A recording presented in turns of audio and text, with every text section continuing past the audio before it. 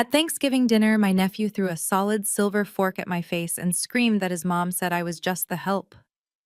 The entire table erupted in laughter while blood dripped onto my plate. I quietly got up and left without saying a single word. That night, my sister Ebony texted me saying, "Know your place." I replied, "I do. Check your mortgage."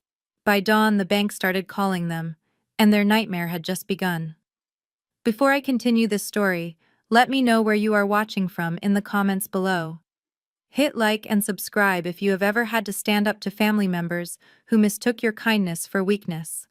My name is Jasmine, and at 32 years old I have mastered the art of being invisible in plain sight.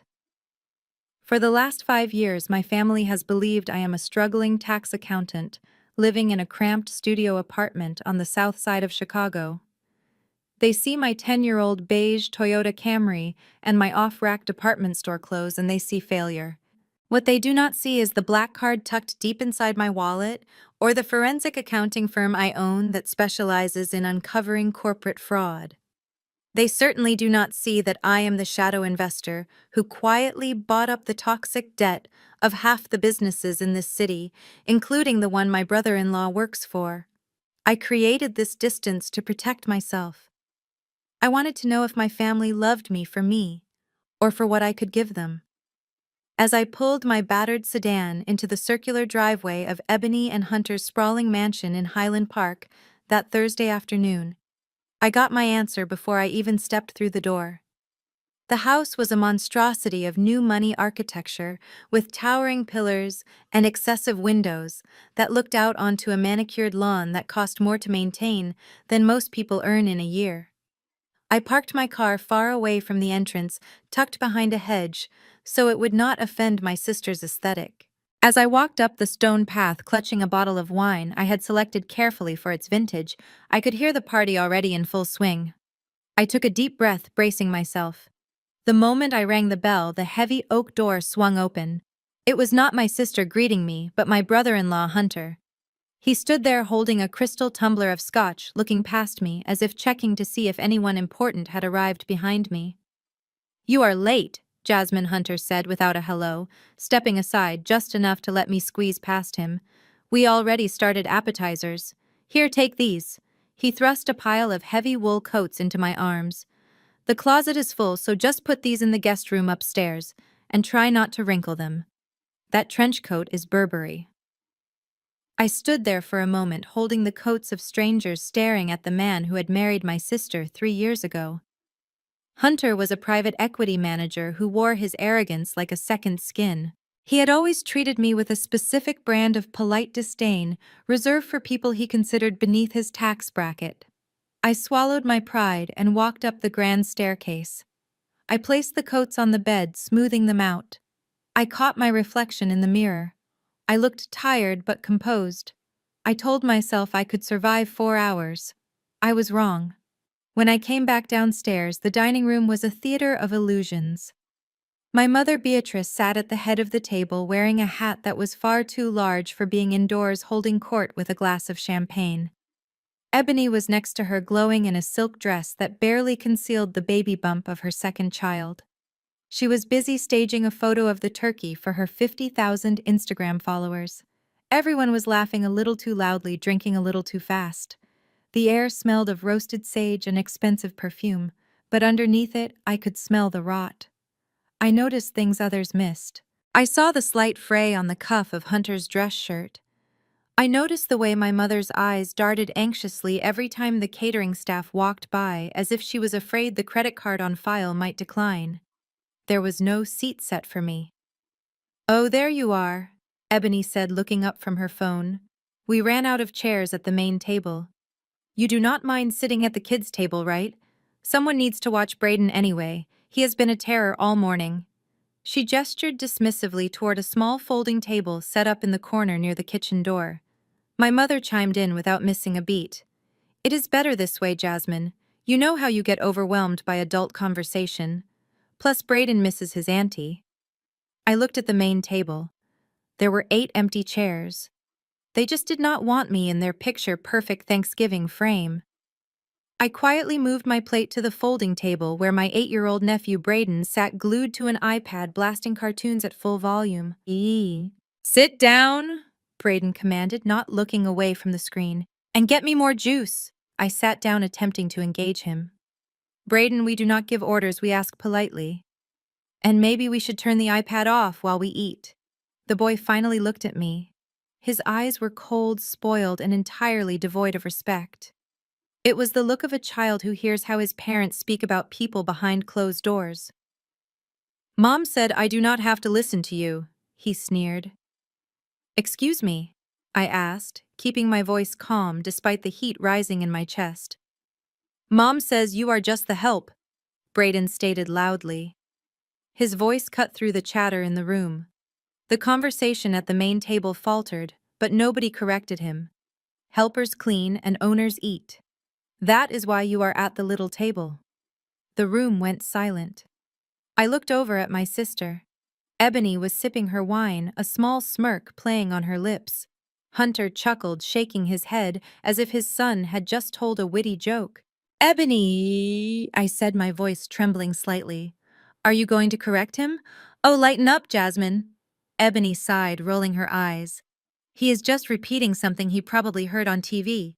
Do not be so sensitive. He is just a spirited boy. You would understand if you had kids of your own, but since you are still single and living in that tiny apartment, maybe you should focus on being a fun aunt instead of a discipline warden. I turned back to Braden, who was now stabbing a dinner roll with a silver fork. Braden put the fork down and turned off the iPad. It is time to eat. No, he screamed. He raised his arm and with a force that shocked me, he hurled the heavy silver fork directly at my face. Time seemed to slow down. I saw the tines rotating in the air before the metal struck the high point of my cheekbone just below my left eye.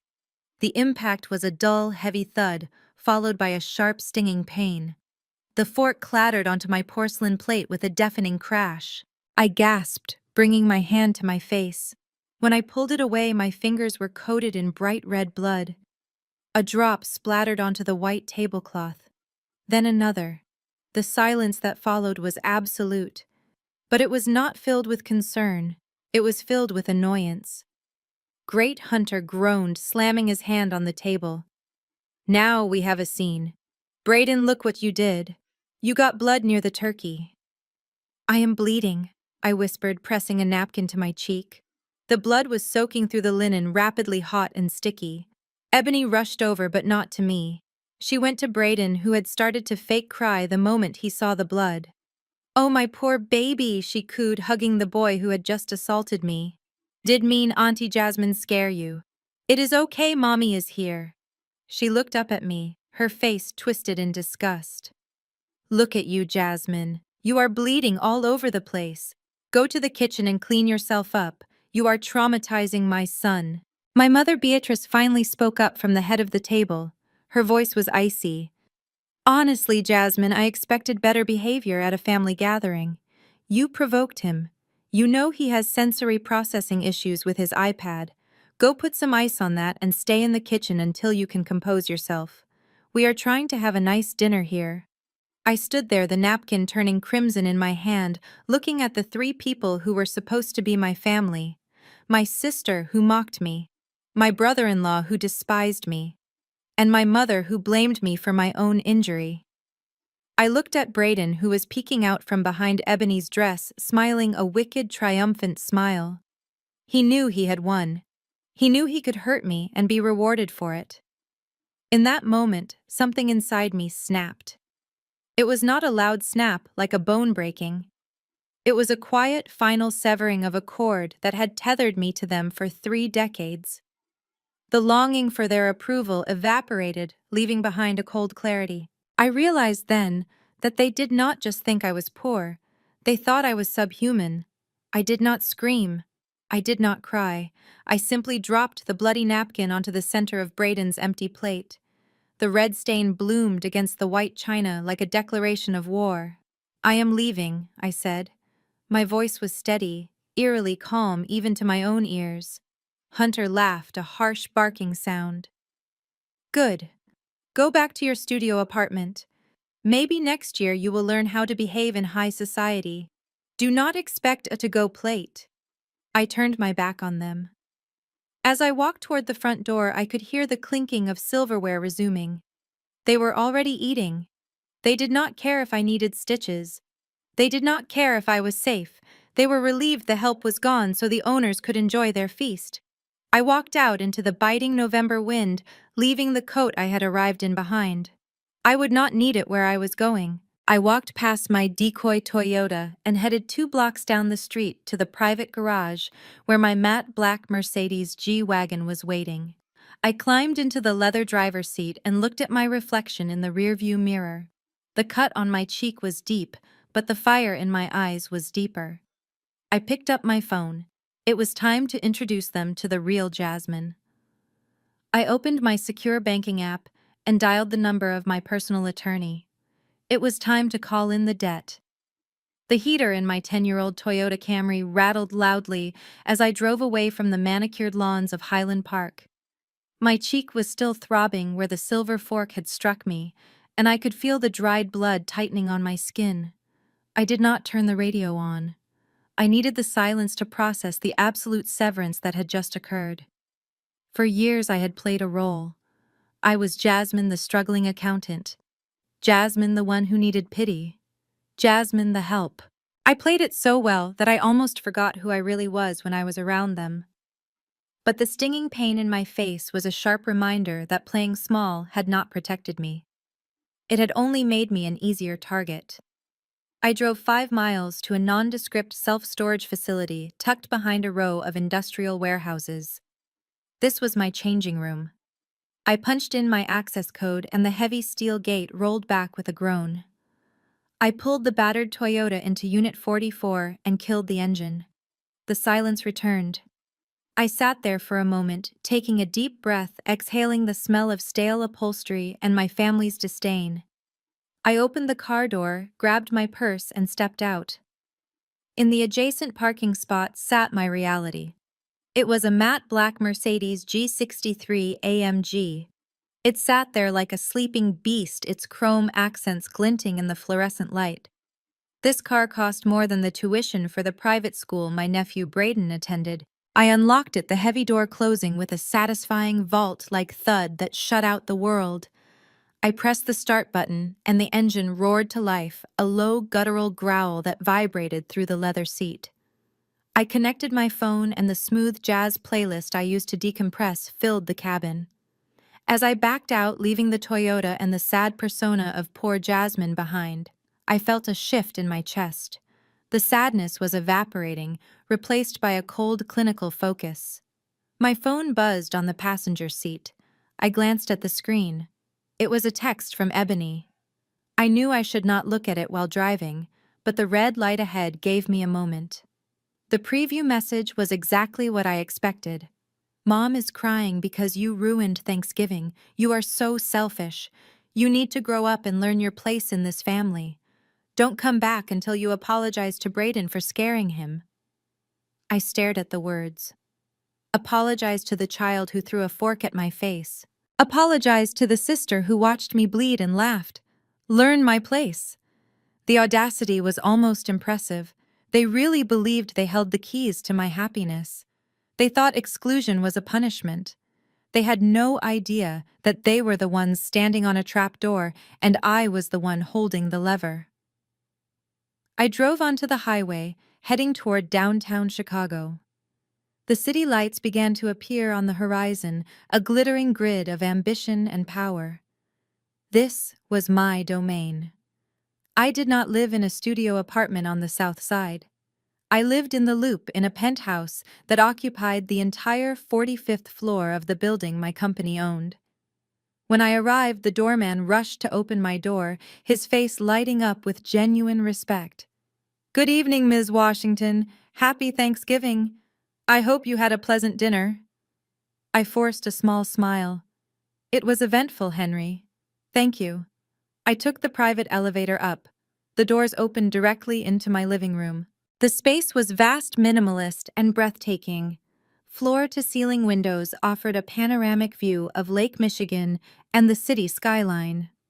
I kicked off my shoes and walked across the heated marble floors to the kitchen. I poured myself a glass of vintage Pinot Noir, the kind that costs $300 a bottle. I took a sip, letting the complex flavors wash away the taste of the cheap grocery store wine Hunter had served. I walked into my home office. It was a glass-walled room dominated by 3 large monitors. I sat down in my ergonomic chair and woke up my system. The screens hummed to life, glowing with the logo of my firm, Vanguard Holdings. To the world. Vanguard Holdings was a faceless investment firm that specialized in distressed assets and high-risk loans. To Hunter, it was the savior that had given him a $1.2 million balloon loan to buy his mansion when traditional banks had laughed at his credit score. What Hunter did not know was that Vanguard Holdings was a shell company. I was the sole owner, I was the board of directors, I was the underwriter, and I was the one he had just called the help.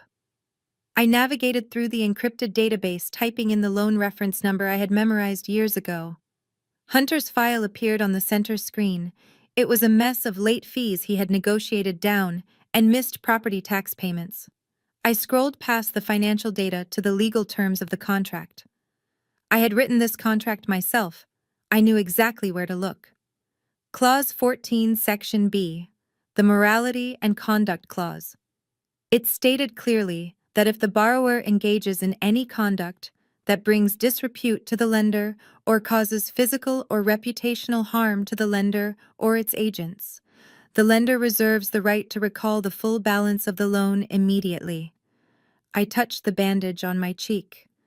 Physical harm, check. I looked at the text message from Ebony calling me the help and demanding an apology. Reputational harm, check.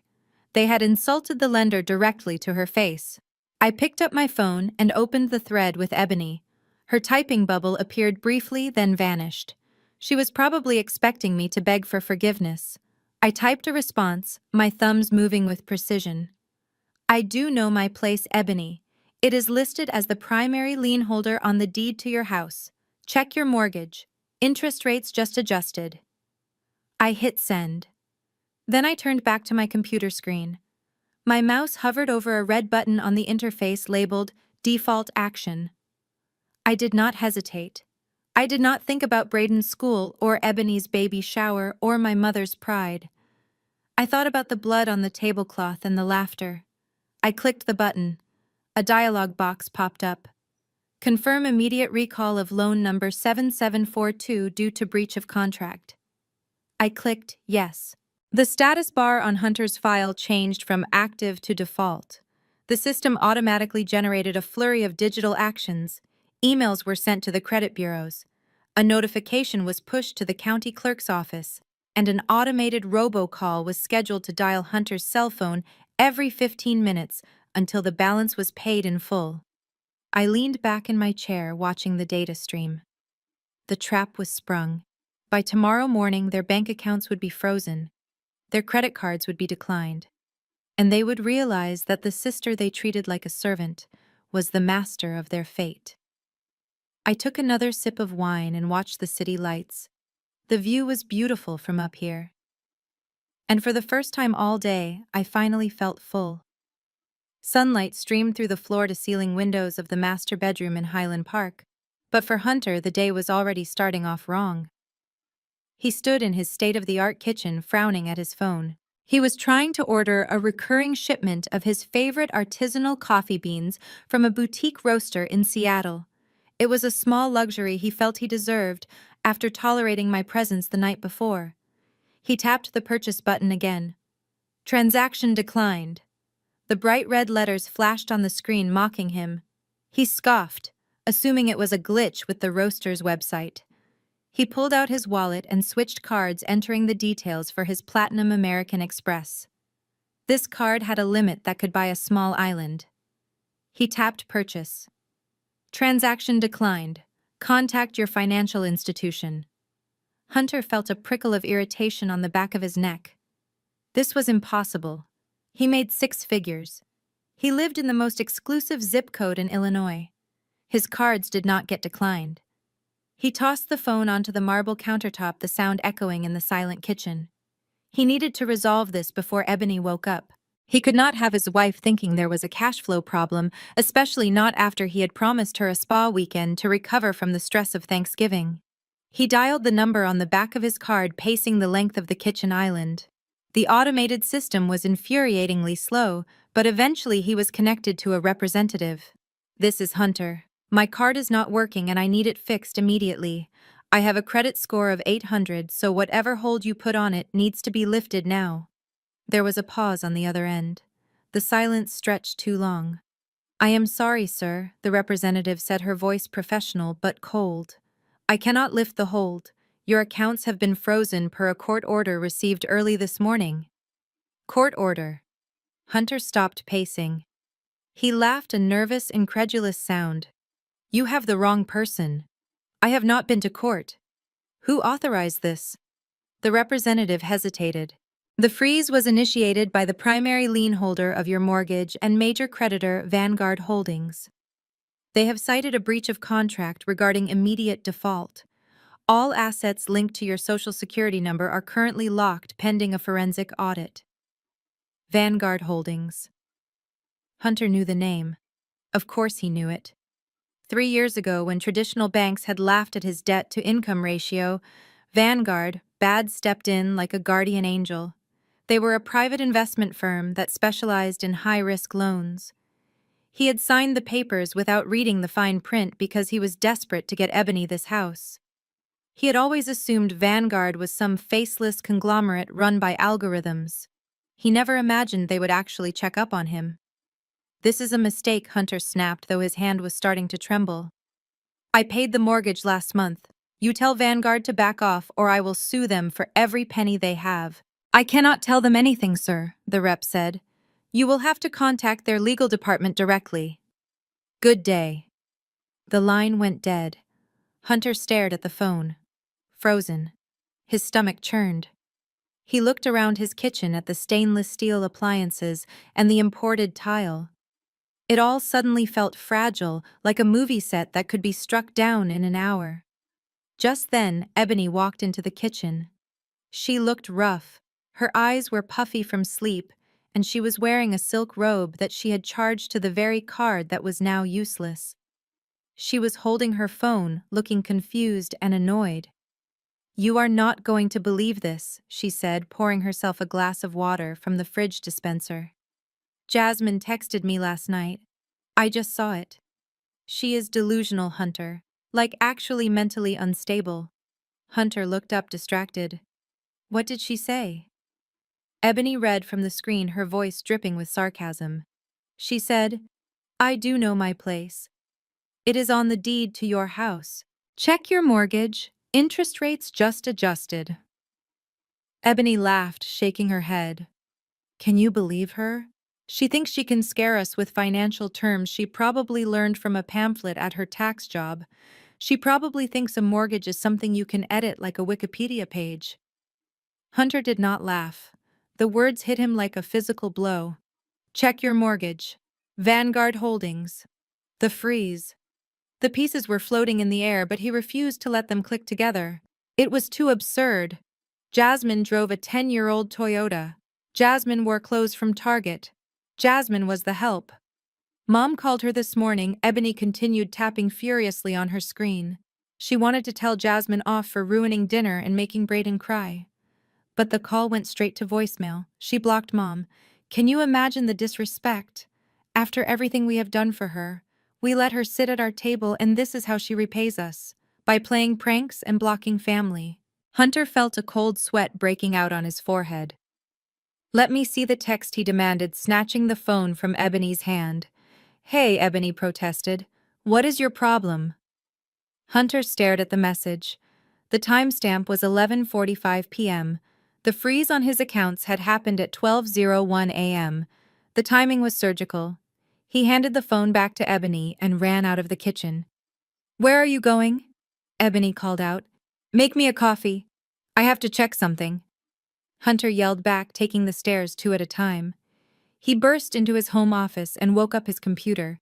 His fingers flew across the keyboard. He needed to log into the Vanguard Holdings client portal. He had not looked at it in 2 years. He usually just set up the autopay and forgot about it. He fumbled with the password, resetting it twice because his hands were shaking so badly. Finally, the dashboard loaded. The screen was awash in red. Loan status default. Immediate recall initiated. Outstanding balance, $1.2 million.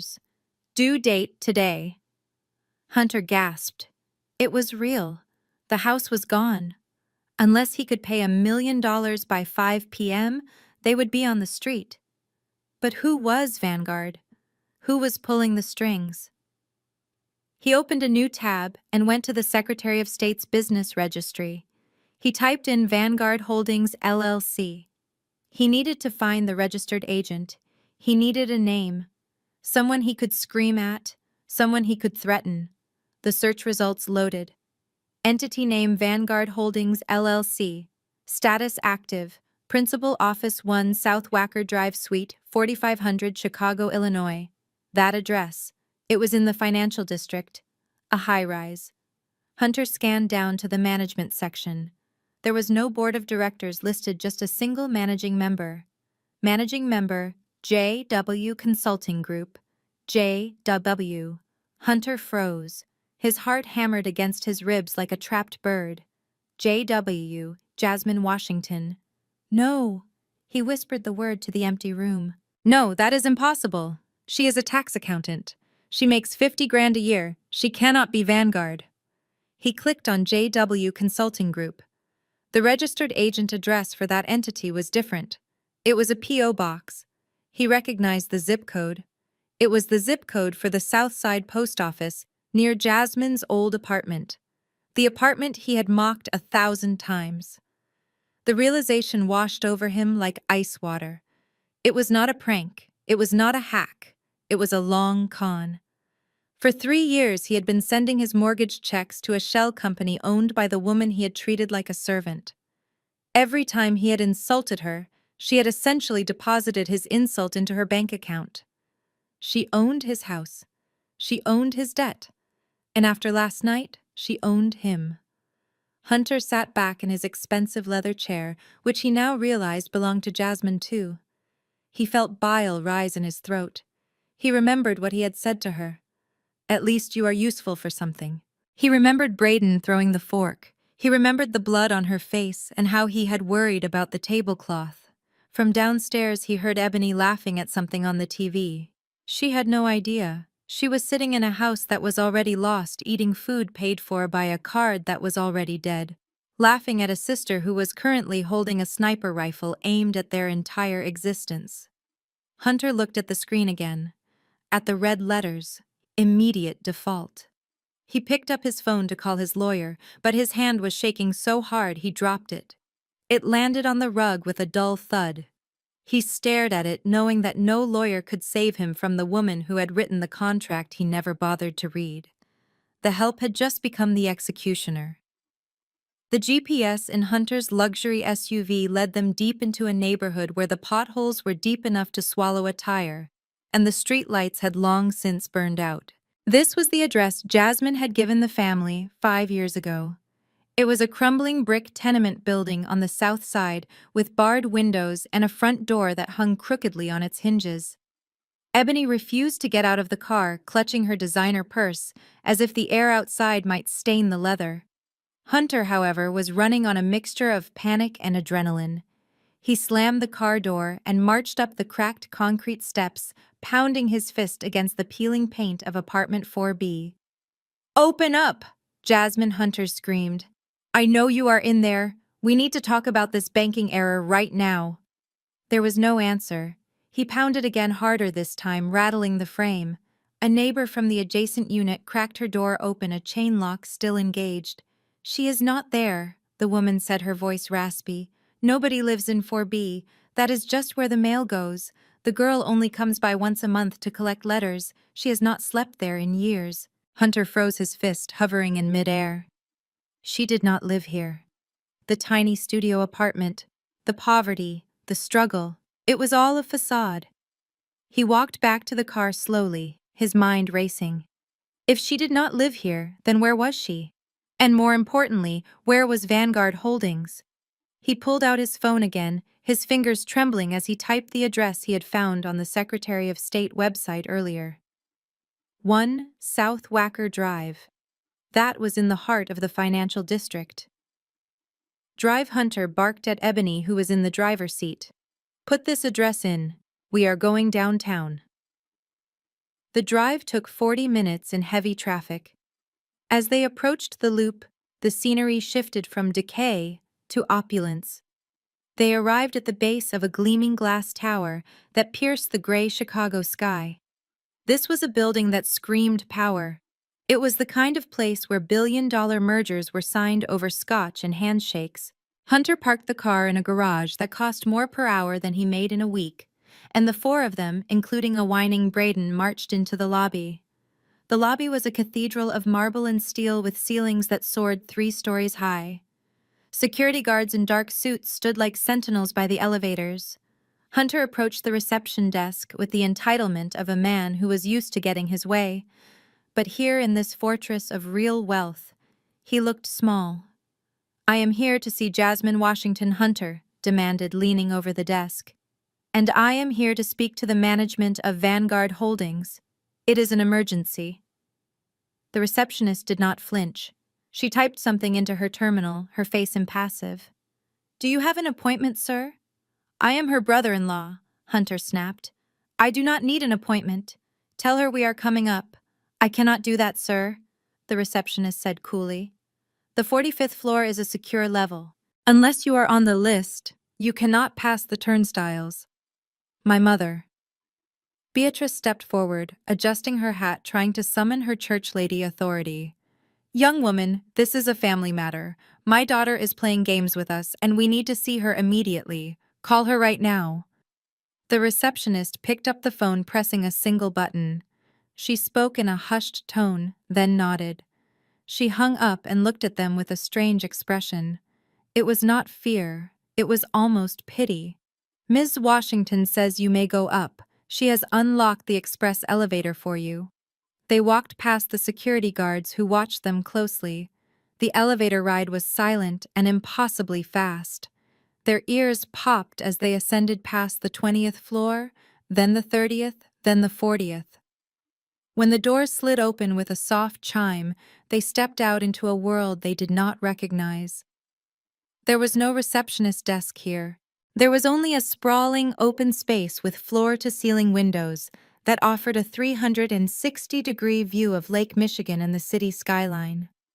The walls were adorned with abstract art that looked like original pieces, not prints. The furniture was sleek, modern, and Italian. The air smelled of fresh lilies and money. Jasmine was sitting at a massive desk at the far end of the room. She was not wearing the frumpy cardigan she had worn to dinner last night. She was wearing a tailored navy power suit that fit her perfectly. Her hair was pulled back in a sharp professional bun. She held a porcelain teacup in one hand and was reading a file with the other. She did not look up as they entered. "Jasmine," Beatrice gasped, her voice echoing in the vast space. "What is this? Whose office is this?" "It is mine," Mother Jasmine said calmly, setting the teacup down on a coaster. "Welcome to Vanguard Holdings. Please do not touch anything. The sculpture to your left is worth more than your car." Ebony looked around, her eyes wide with shock that was quickly replaced by a burning, jealous rage. "You own this. You own all of this." "I do," Jasmine replied, leaning back in her leather chair. "Then why?" Beatrice screamed, marching toward the desk, her face turning red. "Why did you let us think you were poor? Why did you let your sister struggle to pay for her wedding? Why did you let Hunter stress about money? You sat there at Thanksgiving eating our food while you were sitting on millions. You are selfish, Jasmine. You are a deceitful, selfish girl." Hunter was not screaming. He was staring at the nameplate on her desk. CEO, Jasmine Washington. He looked at the view, then back at her. He realized suddenly that the mouse had not just trapped the cat. The mouse owned the house the cat lived in. "I did not hide anything from you," Jasmine said, her voice dropping a few degrees in temperature. "I just never told you." And you never asked. And you? You never asked me about my day. You never asked me about my career. You only asked me to pass the gravy or clean the dishes. You saw what you wanted to see. You wanted a failure so you could feel superior. I simply let you have it. You are a liar, Ebony spat, stepping forward, dragging Braden by the hand. You manipulated us. You tricked Hunter into signing that loan. I did not trick anyone, Jasmine said, standing up. She picked up a thick document from her desk and tossed it toward Hunter. It slid across the polished wood and stopped right at the edge. That is the loan agreement you signed 3 years ago, Hunter, Jasmine said. You were so desperate to impress Ebony with a mansion you could not afford that you did not even have a lawyer review it. You just saw the money and signed. Hunter looked down at the document. He recognized his own signature on the cover page. I suggest you turn to page 14. Hunter, Jasmine continued, her voice sharp as a razor. It is the section titled Borrower Conduct. Tell me, Hunter, did you read the fine print before you called the owner of your mortgage the help in front of her own family? Hunter swallowed hard. His throat felt like it was filled with sand. He looked up at Jasmine, and for the first time in his life he was not looking at his wife's little sister. He was looking at a predator, and he was the prey. Hunter stared at the thick document sliding across the polished mahogany desk, but he did not pick it up. He did not have to. The cover page was emblazoned with the Vanguard Holdings logo, a stylized lion that looked predatory and unforgiving. I watched his throat bob as he swallowed hard, trying to moisten a mouth that had suddenly gone dry. The air conditioning in my office was set to a crisp 68 degrees, but I could see beads of sweat forming along his hairline. Go ahead, Hunter, I said, leaning back in my chair and crossing my legs. Read it. Or would you prefer a visual aid? I did not wait for his answer. I picked up a slim silver remote and pressed a button. The sheer blinds on the far wall descended, blocking out the panoramic view of Chicago. A high-definition projector hummed to life, and a digital copy of the loan agreement appeared on the massive screen behind me. It was magnified so large that every comma and period looked like a boulder. I typed a command on my keyboard and the document scrolled down rapidly, stopping at page 14. I highlighted a paragraph in bright yellow. Clause 14, Section B. I read aloud, my voice calm and steady, filling the silent room. The borrower agrees that any conduct resulting in physical injury, harassment, or reputational damage to the lender or the lender's appointed agents shall constitute a material breach of this agreement. In such an event, the lender reserves the right to accelerate the loan and demand immediate repayment of the full principal and accrued interest. I put the remote down. The silence in the room was heavy enough to crush a lung. Hunter blinked, looking from the screen to me and back again. His arrogance was starting to crack, revealing the desperate man beneath. He shook his head slowly, a nervous smile twitching at the corner of his mouth. This is ridiculous, he stammered, his voice pitching up an octave. You are twisting words, Jasmine. That clause is boilerplate. It is meant for, like, if I punched a loan officer or burned down the bank. It is not meant for Thanksgiving dinner. Is it not? I asked, raising an eyebrow. The contract says physical injury to the lender. I am the lender, Hunter. I am Vanguard Holdings. And last night in your dining room, I sustained a physical injury. I raised my hand and slowly peeled back the medical tape on my cheek. The gauze came away, revealing the angry purple bruise and the jagged cut where the silver fork had pierced my skin. The swelling had gone down slightly, but it still looked brutal against my complexion. My mother gasped, covering her mouth with her hand. Ebony looked away, unable to stare at the consequence of her parenting. That is an assault, Hunter, I said, pointing to the wound.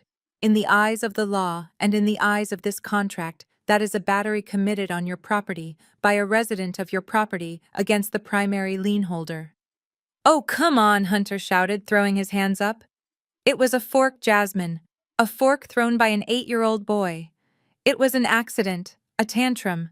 You are going to take my house because a kid missed his nap time. You are insane. Ebony found her voice then, stepping up beside her husband. She crossed her arms, trying to look intimidating, but she just looked frightened. This is petty, Jasmine. Even for you. You are weaponizing a child's mistake. Brayden did not mean to hurt you. He was just playing.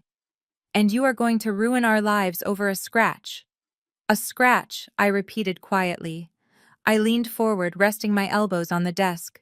Let us be clear about something. It was not just the fork, it was the words. Reputational damage. That is in the contract, too. I turned back to my computer. You see, Hunter, when you signed this loan 3 years ago, you were desperate. Your private equity firm was drowning in bad crypto investments. You needed cash fast, and no reputable bank would touch you. Vanguard gave you a lifeline. But because you were high risk, I installed certain safeguards. Standard procedure for volatile assets. Safeguards? Hunter asked, his face draining of color. What safeguards? I tapped a key. The screen behind me changed. Gone was the legal document. In its place was a grainy but high-definition video feed.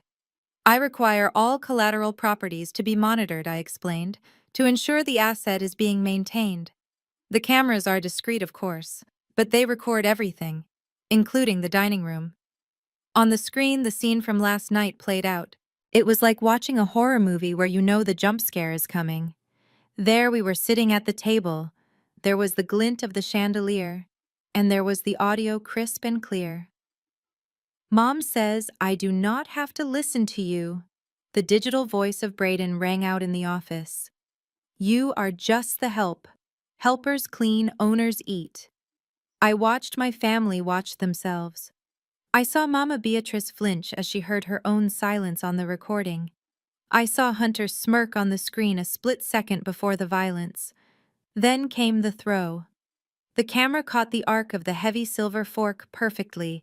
It hit me with a sickening thud. But the worst part was not the hit. It was what happened after. On the screen, while I was clutching my bleeding face, Ebony started laughing. It was a cruel, dismissive sound. Do not be so sensitive, she said on the video. Hunter's voice followed. At least you are useful for something, Jasmine. I paused the video right there. The image froze on Hunter's sneering face. I looked at the real Hunter standing in my office. He looked like he wanted to vomit. That does not look like an accident, Hunter, I said, my voice ice cold.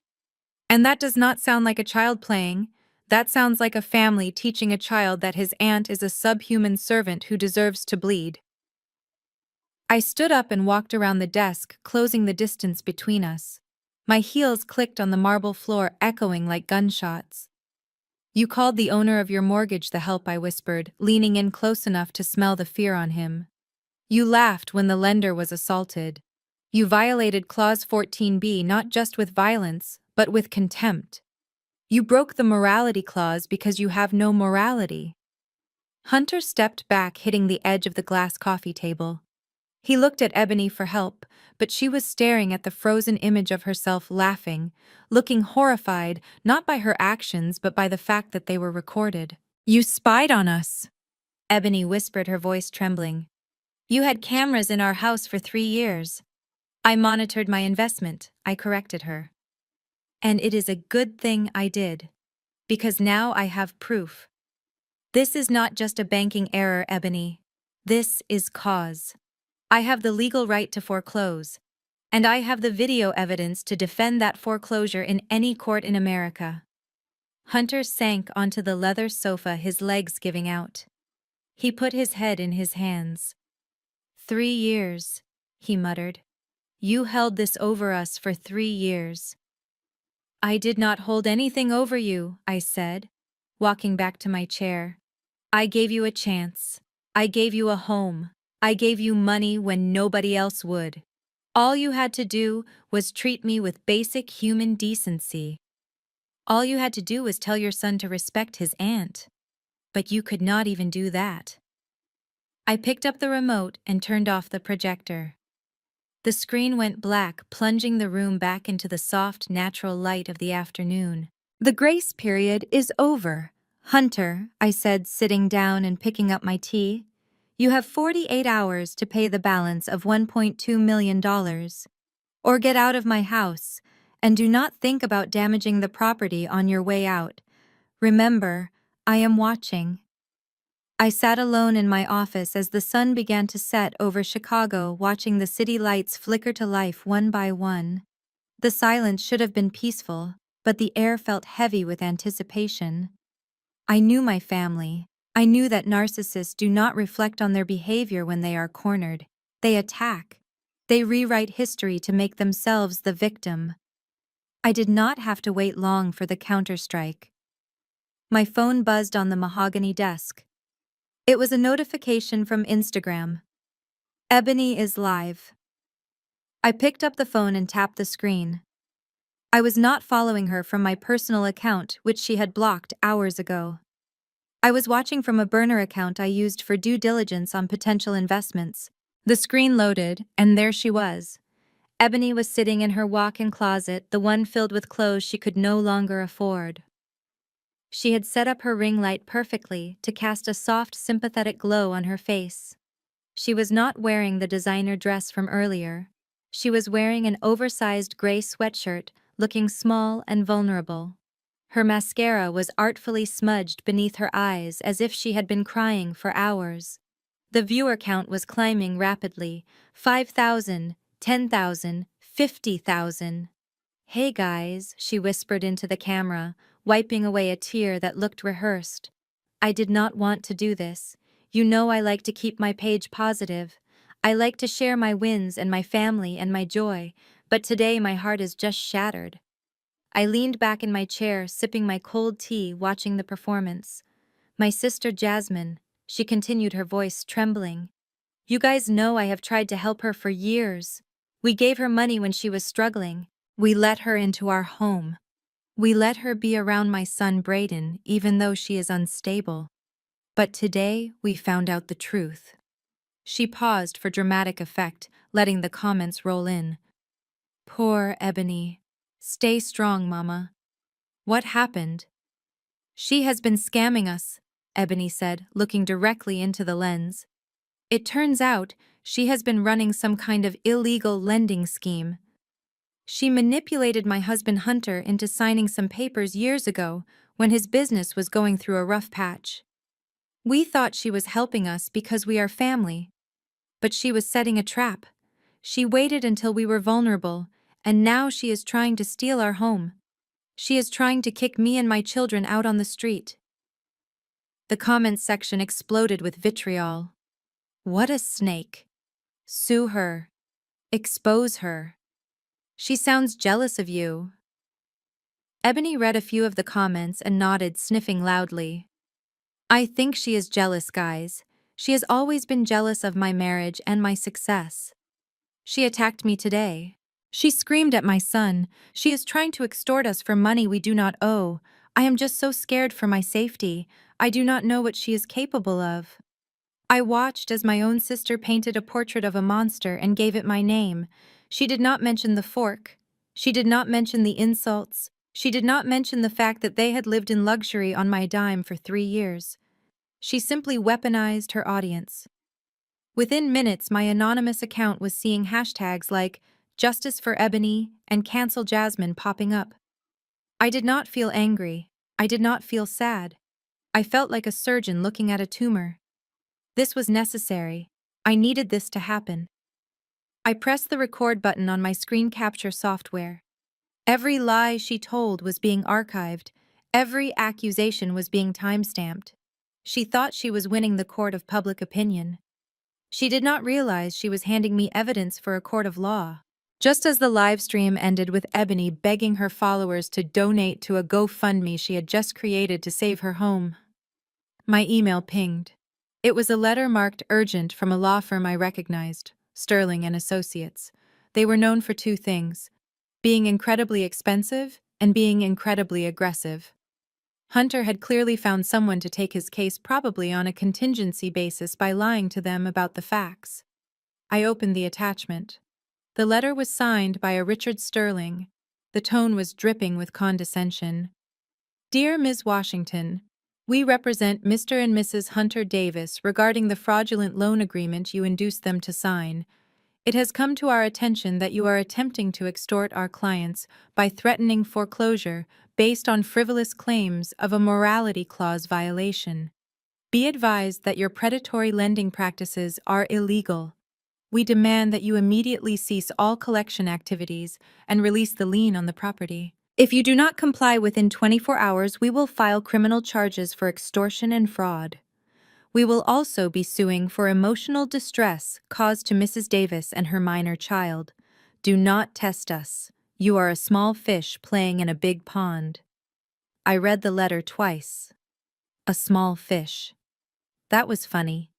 Richard Sterling was a bully in a $3,000 suit who thought intimidation was the same thing as litigation. He assumed I was just a bitter relative with a little bit of money. He had not done his research. He did not know that Vanguard Holdings had a legal team that made his firm look like a strip mall operation. I picked up my desk phone and dialed a number I had on speed dial. "David," I said when my general counsel answered. "I am watching the live stream right now." "Jasmine," David replied, his voice calm and professional. "And I just saw the email from Sterling. Do you want me to respond?" "Not yet," I said, staring at the screen where Ebony's follower count was still rising. "I want to give them enough rope. Let them think they have scared me. Let them think silence is weakness." "So we wait?" David asked. "No," I said, standing up and walking to the window. The city lights were bright now, a sea of diamonds against the dark water of the lake. "We do not wait. We escalate. Activate Phase 2. "Phase 2, David repeated. "Are you sure? Once we do this, there is no going back. Their reputation will be incinerated." "They incinerated my reputation first." "David," I said, touching the bandage on my cheek. "They wanted a public fight, so let us give them one. I want you to file a defamation suit against Ebony Davis, seeking $5 million in damages. Use the livestream recording as Exhibit A." "And for Hunter?" David asked. "For Hunter," I continued, my voice hardening. "I want you to release the financial reality. They called me a scammer. Let us show the world who the real scammers are. Release the public records. Show the credit card defaults. Show the second and third mortgages they tried to take out behind my back. Show the emails where Hunter begged for extensions, and send a copy of everything to Richard Sterling. Let him see exactly what kind of clients he is representing." "Understood," David said. "I will have the filings ready by morning. And David," I added before hanging up. "Yes, Jasmine. Make sure the process server delivers the defamation lawsuit to Ebony while she is live streaming tomorrow. I want her followers to see her reaction." I hung up the phone. On my computer screen, Ebony's face was frozen in a thumbnail, looking sad and perfect. Below it, the comments were still rolling in, calling for my destruction. They had no idea that the storm was not coming for me. It was coming from me. I turned off the monitor, plunging the room into darkness. I was not the help anymore. I was the karma they had ordered, and I was about to serve it cold. The morning sun over Chicago usually brought with it the promise of a new day, but for my sister Ebony and her husband Hunter, it brought the cold, hard light of truth. I sat in my office at Vanguard Holdings with a fresh cup of tea, watching the digital clock strike 8 a.m. This was the time the city's most respected financial publication, the Chicago Business Journal, released its morning edition. I had not paid them to write the story. I simply provided their investigative journalists with the public court filings from the defamation lawsuit my lawyer had filed late last night. Public records are a beautiful thing because they do not lie. The headline was not subtle. It read, "The influencer illusion when luxury is leased and the mansion is in default." I clicked on the article. It was a masterpiece of forensic journalism. It did not just mention Ebony and Hunter by name, it used them as a case study for a growing epidemic of financial fraud among social media personalities. The reporter had dug deep. The article revealed that Hunter's private equity firm had not made a profit in 4 years. It exposed that the Bentley he drove was a lease in his company's name that was 3 months behind on payments. It showed that Ebony's closet, full of designer bags, was largely funded by high-interest credit cards that were currently maxed out. But the most damaging part was the mortgage.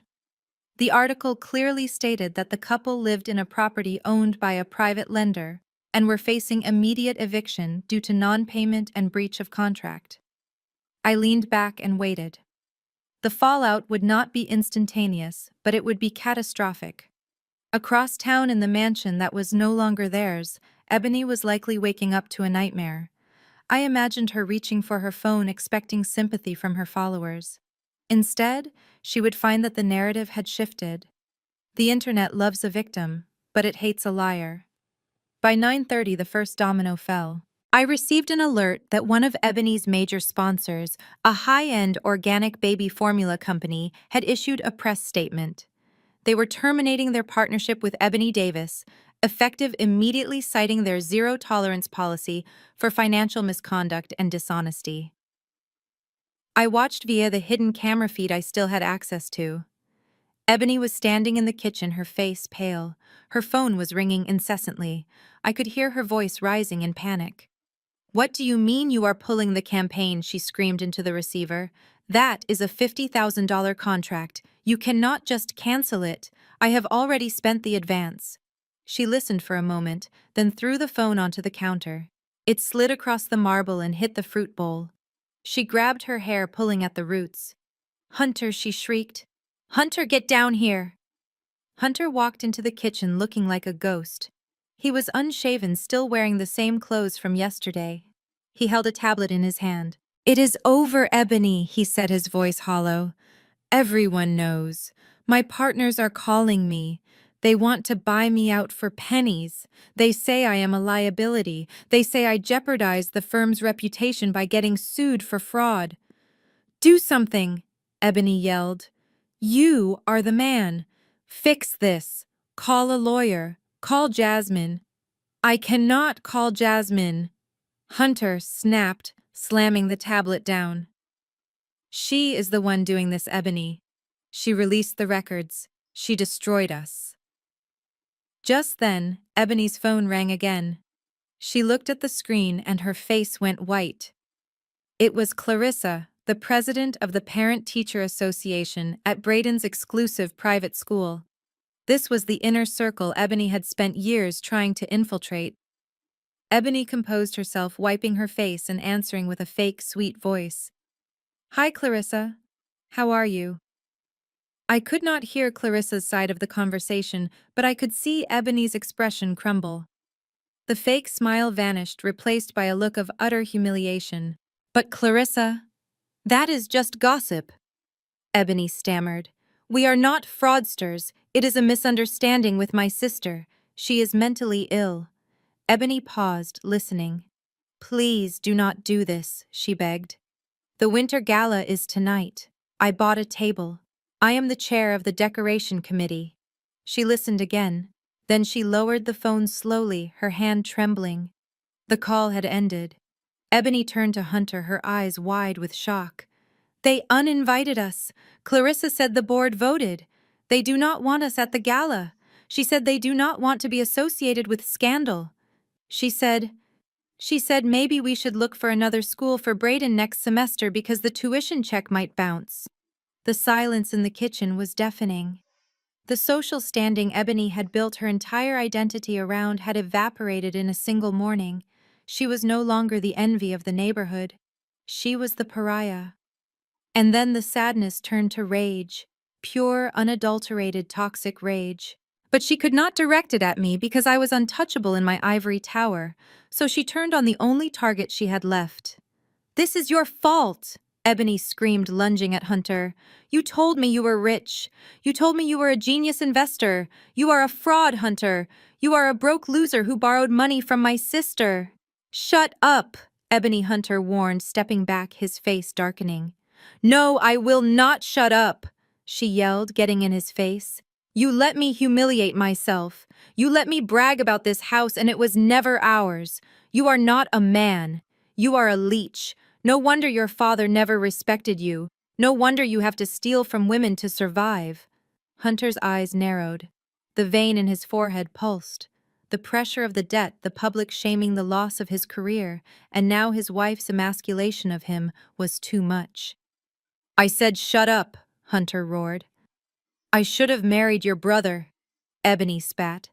"At least he has real money." The sound was sharp and sickening. Hunter's hand connected with Ebony's cheek, the same cheek where the fork had hit me yesterday.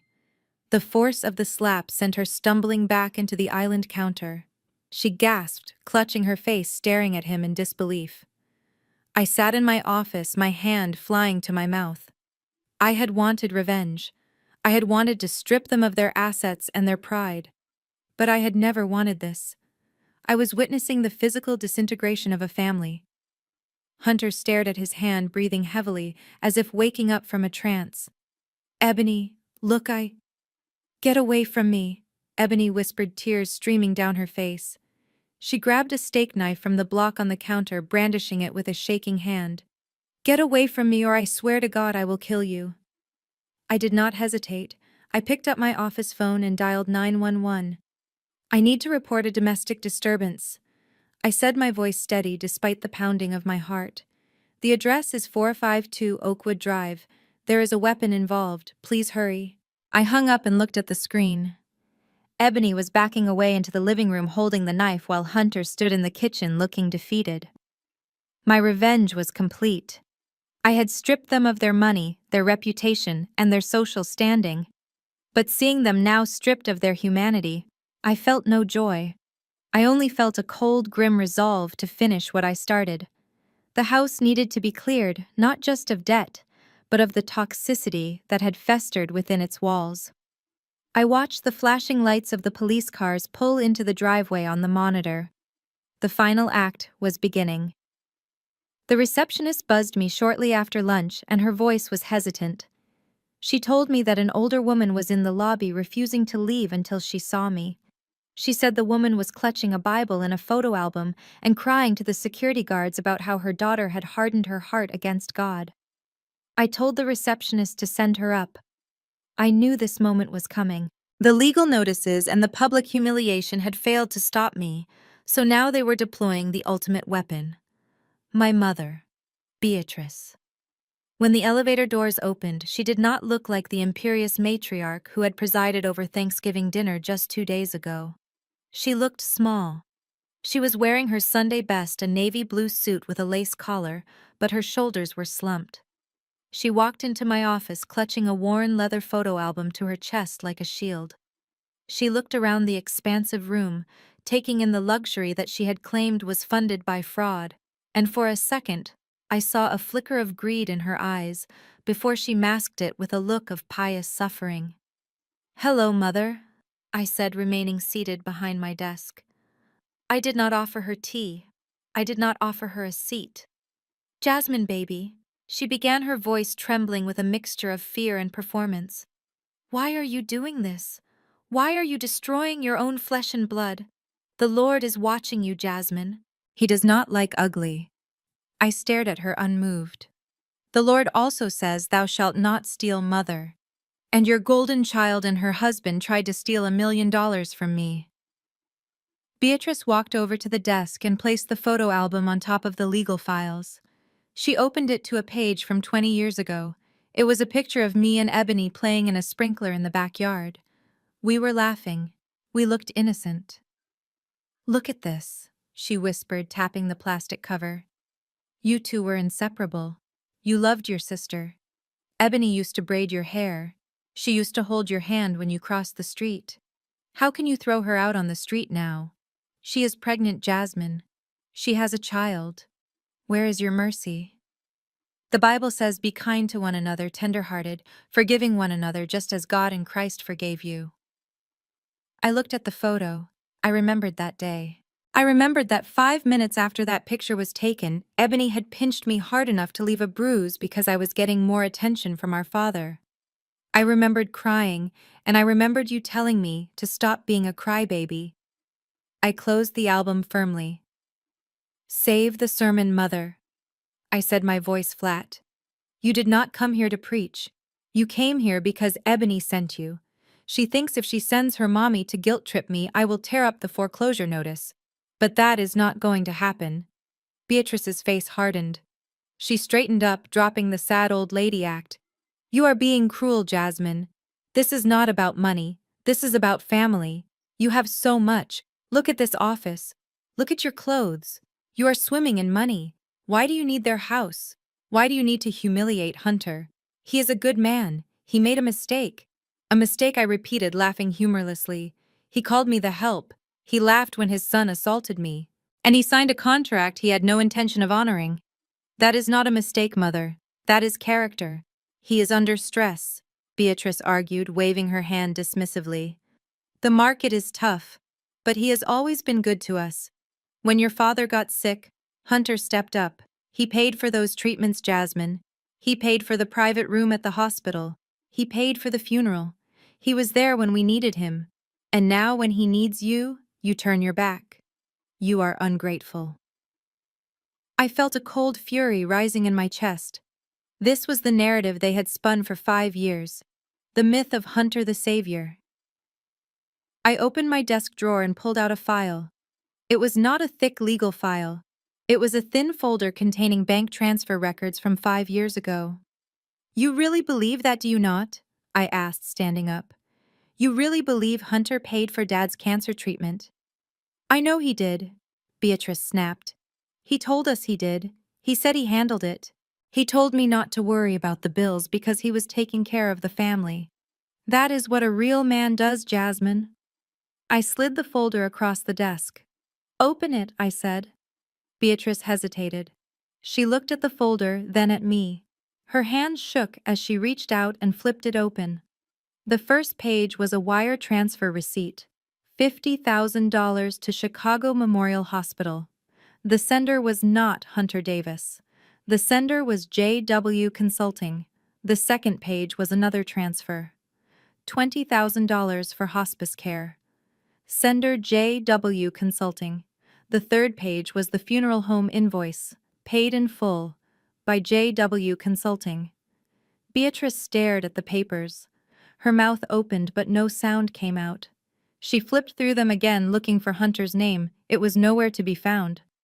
I paid for it, Mother, I said, my voice breaking slightly despite my best efforts to stay strong. I paid for every single chemo session. I paid for the morphine. I paid for the mahogany casket you insisted on. Hunter did not pay a dime. He was broke even back then. He took the credit because it made him look like a big shot, and I let him, because I did not want Dad to worry that his daughter was the one keeping him alive. I wanted him to think his family was secure. Beatrice looked up from the papers. Her eyes were wide. You, she whispered, but you were working at the library. You were driving that old car. I was building my company, I said. I was living below my means so I could save Dad. While Ebony was buying purses and Hunter was leasing cars to look rich, I was actually writing the checks that kept this family afloat. And you know what the worst part is, Mother? You never even thanked him. You thanked Hunter. You praised Hunter at the funeral. You told everyone how blessed we were to have a wealthy son-in-law. And I stood there in the back and said nothing, because I loved you. Beatrice dropped the folder. She slumped into the chair opposite my desk. For a moment I thought I had broken through. I thought she would finally see me. I thought she would apologize for years of neglect and favoritism. She looked at me, and tears welled up in her eyes. But they were not tears of remorse. Why didn't you tell us? She asked, her voice gaining a sudden sharp edge. If you had this kind of money, Jasmine, why did you let us live like that? Why did you let me worry about the electric bill? Why did you let your sister struggle? I stared at her in disbelief. I just proved that I paid hundreds of thousands of dollars to save her husband, and her reaction was to accuse me of holding out on her. I did not let you struggle, I said. I paid off your credit cards 3 times, Mother. I just did it anonymously so you would not feel ashamed. But clearly shame is not something you are capable of feeling. Beatrice stood up, clutching the photo album again. She had processed the information, and she had made her choice. She chose the lie. It does not matter who paid, she said, sniffing loudly, regaining her composure. The past is the past. What matters is right now, and right now you are hurting your sister, Even if you paid for the hospital, it does not give you the right to destroy Ebony. She has a reputation, Jasmine. She has a standing in this community. You are just a single woman with a business. You do not have a family to protect. You can afford to be generous. I felt the final severing of the bond. It was clean and precise. She was admitting it to my face. Ebony's reputation was more important than my sacrifice. Ebony's comfort was worth more than my dignity. I am not the one destroying her mother, I said, walking to the door and opening it. The truth is destroying her. And as for my family, I am protecting it. I am protecting the little girl in that photo album who was kicked out of her house at 18 because she wanted to study finance instead of marrying a pastor.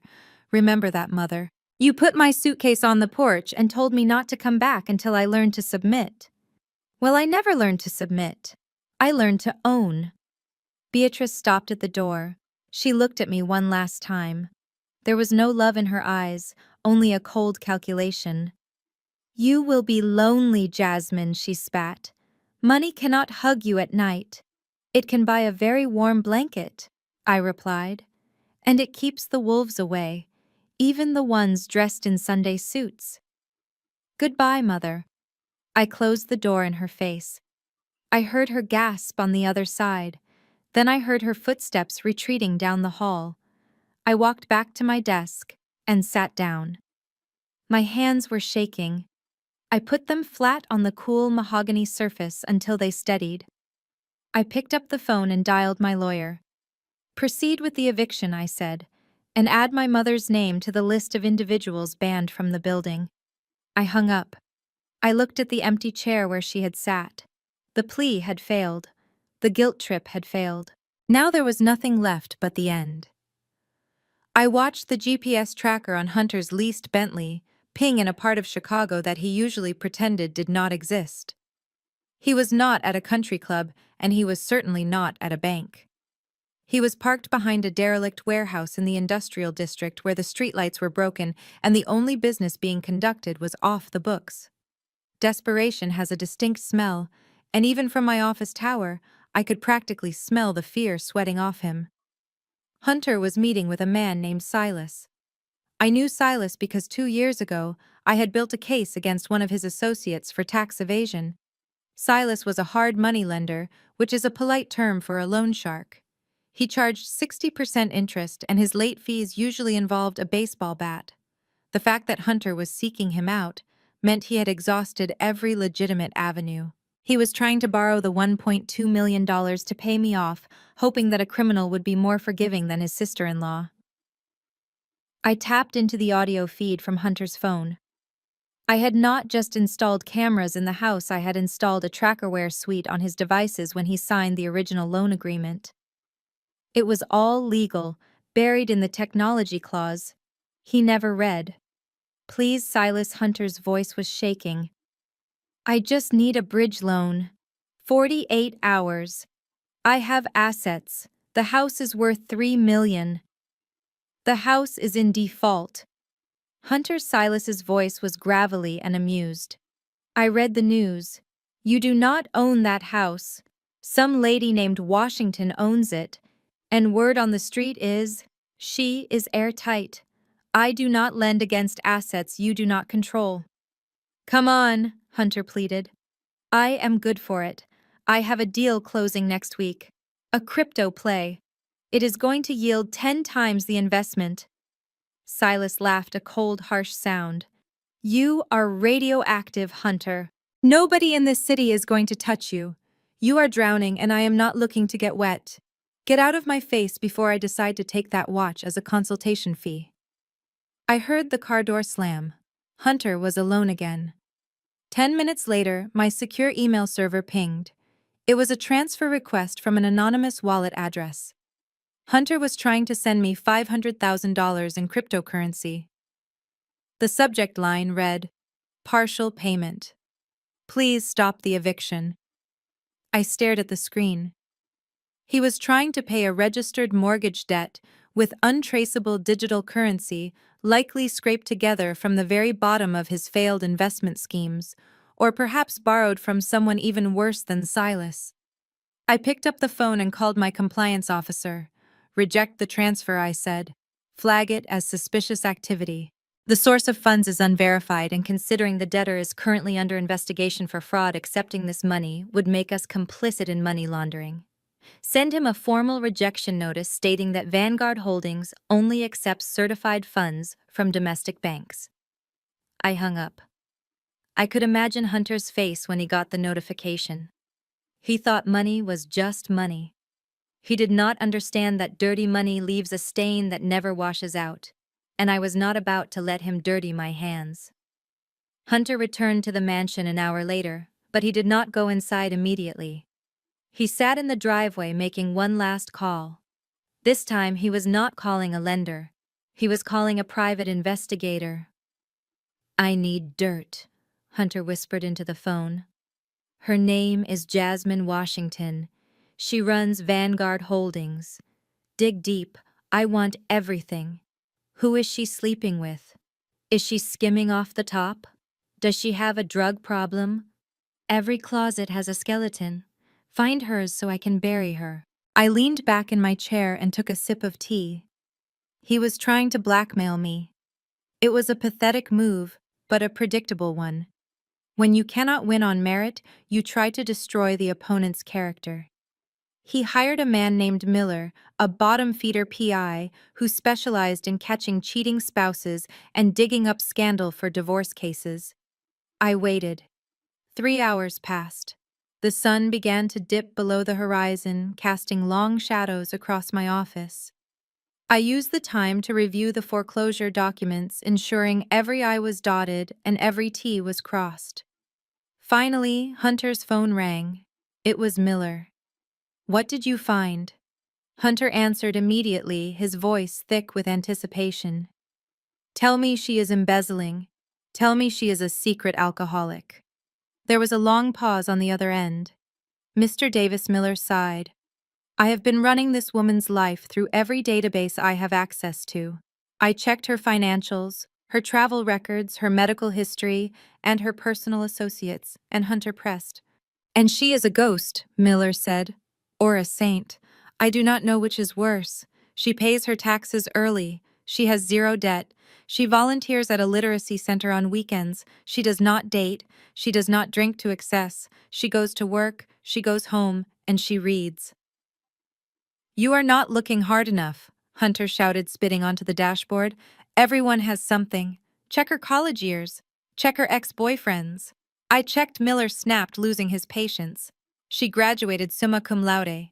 Her ex-boyfriends all say the same thing, that she was too focused on her career for a relationship.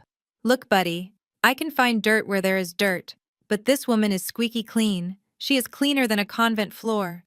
You are wasting my time and your money. I am keeping the retainer. Do not call me again." The line went dead. I watched on the driveway camera as Hunter dropped the phone. It slid between the seats.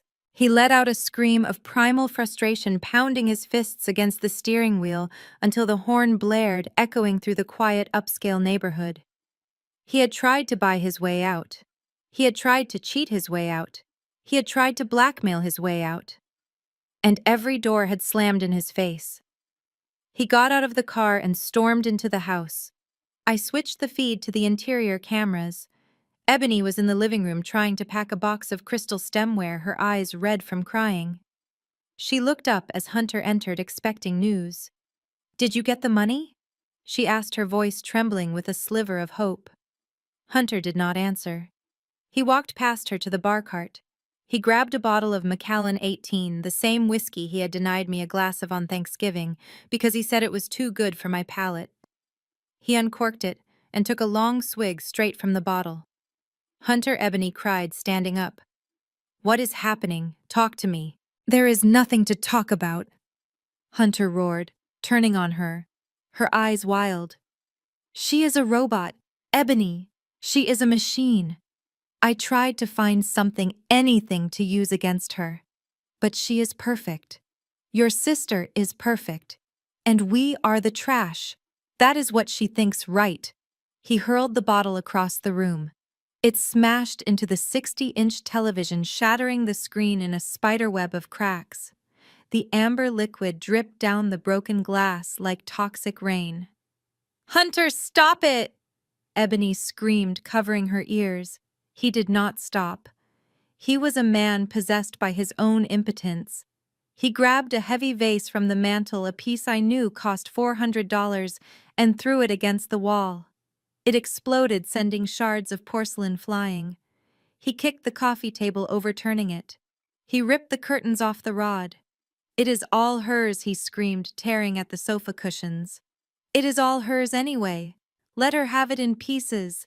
If I cannot live here, nobody lives here." I watched calmly from my office, my finger hovering over the mouse. I was not frightened. I was calculating. "That represents a destruction of property clause violation," I whispered to myself. I opened the spreadsheet where I was tracking his debt. I added a new line item: damages to interior fixtures and furnishings. Estimated cost $10,000. I watched him rampage, destroying the illusion of the life he had built. He was smashing the things he loved because he finally realized they never belonged to him. He was throwing a tantrum just like his son had thrown that fork. But this time, there was no one to clean up the mess. I picked up my phone and called the private security detail I had on standby. "The tenant is becoming violent and destroying the asset," I said. "He is unstable. I want a 24-hour guard posted at the perimeter.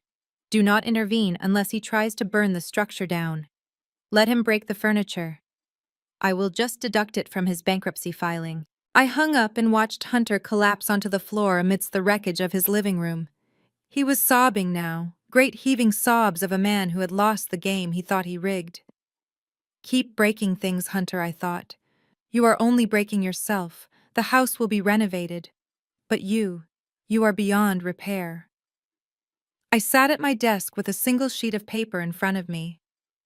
It was not a lawsuit, and it was not a press release. It was a mercy killing.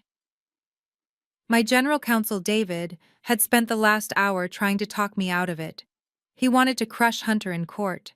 He wanted to drag him through a public trial that would leave him with a criminal record and a mountain of legal fees. But I was not interested in prolonged suffering. I just wanted my property back, and I wanted the toxicity out of my life. I picked up my fountain pen and signed the bottom of the document. It was an ultimatum. The terms were simple and non-negotiable. Option A was the exit ramp. Hunter and Ebony had 48 hours to vacate the premises voluntarily. They had to leave the house in broom-clean condition and hand over the keys. In exchange, I would forgive the entire $1.2 million debt. I would wipe the slate clean. They would walk away with nothing, but they would also walk away with zero liability. It was a golden parachute they did not deserve, but I offered it for the sake of the blood that ran through my sister's veins. Option B was the nuclear option. If they refused to leave, or if they forced me to send the sheriff to evict them, I would file a criminal complaint with the district attorney. During my audit of the loan documents, I had found the smoking gun. When Hunter applied for the loan 3 years ago, he had submitted tax returns claiming an annual income of $600,000. I had cross-referenced those returns with the IRS transcript I pulled during the default process. His actual income that year was $52,000. That is called mortgage fraud. It is a federal crime that carries a sentence of up to 30 years in prison. I handed the envelope to the process server, a man named Carl, who looked like he could walk through a brick wall. "Deliver this to Mr. Davis personally," I said, "and Carl makes sure he reads the second page." I watched on the monitors as Carl pulled up to the mansion an hour later. The house looked dark. The curtains were drawn tight as if the occupants were trying to hide from the world they had tried so hard to impress. Carl rang the bell. He had to ring it 4 times before the door cracked open. Hunter stood there looking like a man who had not slept in days. His shirt was stained, and his eyes were bloodshot. He snatched the envelope from Carl's hand without a word and slammed the door. I switched the camera feed to the foyer. Hunter ripped the envelope open with shaking hands. He leaned against the wall, sliding down until he was sitting on the expensive imported tile. He read the first page. I saw his shoulders sag with relief when he read the part about debt forgiveness. He realized he had a way out. He could leave. He could start over. Then he turned to the second page. I zoomed in on his face. I wanted to see the exact moment the reality hit him. He read the paragraph detailing the income falsification. He read the statute number I had cited. He read the words, federal prison. His face went from pale to a sickly shade of gray. He gasped, clutching his chest. He knew I had him. He knew I had the original falsified documents with his wet signature on them. He was trapped. Just then, Ebony walked into the foyer. She was holding a glass of wine that was filled to the brim. She looked at Hunter sitting on the floor and rolled her eyes. "What is it now?" she asked, her voice slurring slightly. "Is it another bill? Did she turn off the water?" Hunter scrambled to his feet, hiding the letter behind his back. He looked at his wife, the woman he had lied to for years, the woman whose respect he craved more than oxygen. If he told her the truth, if he told her that he was a fraud who was facing prison time, she would leave him. She would take Braden, and she would never look back. His ego was the only thing he had left, and he was terrified of losing it. "It is nothing," Hunter lied, his voice cracking. "Just more threats. She says we have 48 hours to leave or she sends the sheriff." "Is that it?" Ebony asked, taking a sip of wine. "She is bluffing. She cannot kick us out that fast." "Squatters' rights, Hunter. We have rights. We can stay here for months while the courts figure it out." Hunter looked at her. He knew she was wrong. He knew that because of the specific structure of the commercial loan I had used, foreclosure was immediate. But more importantly, he knew that if he fought me, I would send him to jail. He had a choice. Tell his wife the truth and leave quietly, or lie to her and try to fight a war he had already lost. He chose the lie. "You are right, baby," Hunter said, forcing a smile that looked like a grimace. "She is bluffing. We are not going anywhere. This is my house. I fixed the leak in the roof. I planted those hedges. I am not letting your sister scare me." I stared at the screen in disbelief. He was declining the lifeboat. He was choosing to stay on the sinking ship because he was too proud to admit he had drilled the hole in the hull. Ebony smiled a nasty, triumphant smile. "That is the man I married. Do not let her win, Hunter. Fight her." I watched Ebony walk back into the living room, leaving Hunter alone in the hallway. He looked at the letter in his hand. He crumbled it up into a ball and shoved it into his pocket. Then he did something that made me sit up straight in my chair. He walked into his home office and locked the door. He went to the safe behind the painting and pulled out a stack of papers. They were the original deed documents, the ones that listed Vanguard Holdings as the lien holder. He turned on his scanner. I zoomed in on his hands. He was holding a bottle of whiteout and a razor blade. He began to carefully scrape away the name Vanguard Holdings from the title document. He was trying to erase my name. He was trying to physically alter a legal document to make it look like he owned the property free and clear. I laughed out loud in my empty office. It was a laugh of pure incredulity. He thought that in the 21st century, where every property record is digitized and stored in a county database, he could trick the sheriff with a photocopied forgery. He thought that if he just showed the police a piece of paper that said he was the owner, they would turn around and leave. It was the act of a desperate, delusional child. He was cutting and pasting his way to a felony. He spent hours in there. I watched him scan the altered document, print it out, scan it again to hide the edit marks, and then print it on heavy cardstock he had found in the drawer. He even tried to forge a notary stamp using a rubber stamp from a child's play set he must have taken from Braden's room. When he was finished, he held it up to the light. It looked terrible. It looked exactly like what it was, a fake document made by a panicked amateur. But Hunter looked at it with pride. He nodded to himself. He unlocked the door and walked out, puffing his chest out. He believed his own lie. He believed he had found a loophole. I picked up my phone and called David. He rejected the offer, I said. "Are you sure?" David asked. "Did he call you?" "No," I said, watching Hunter pour himself a drink to celebrate his forgery. He decided to double down. And David, you might want to call the district attorney's office. Tell them to have a warrant ready. Not just for fraud.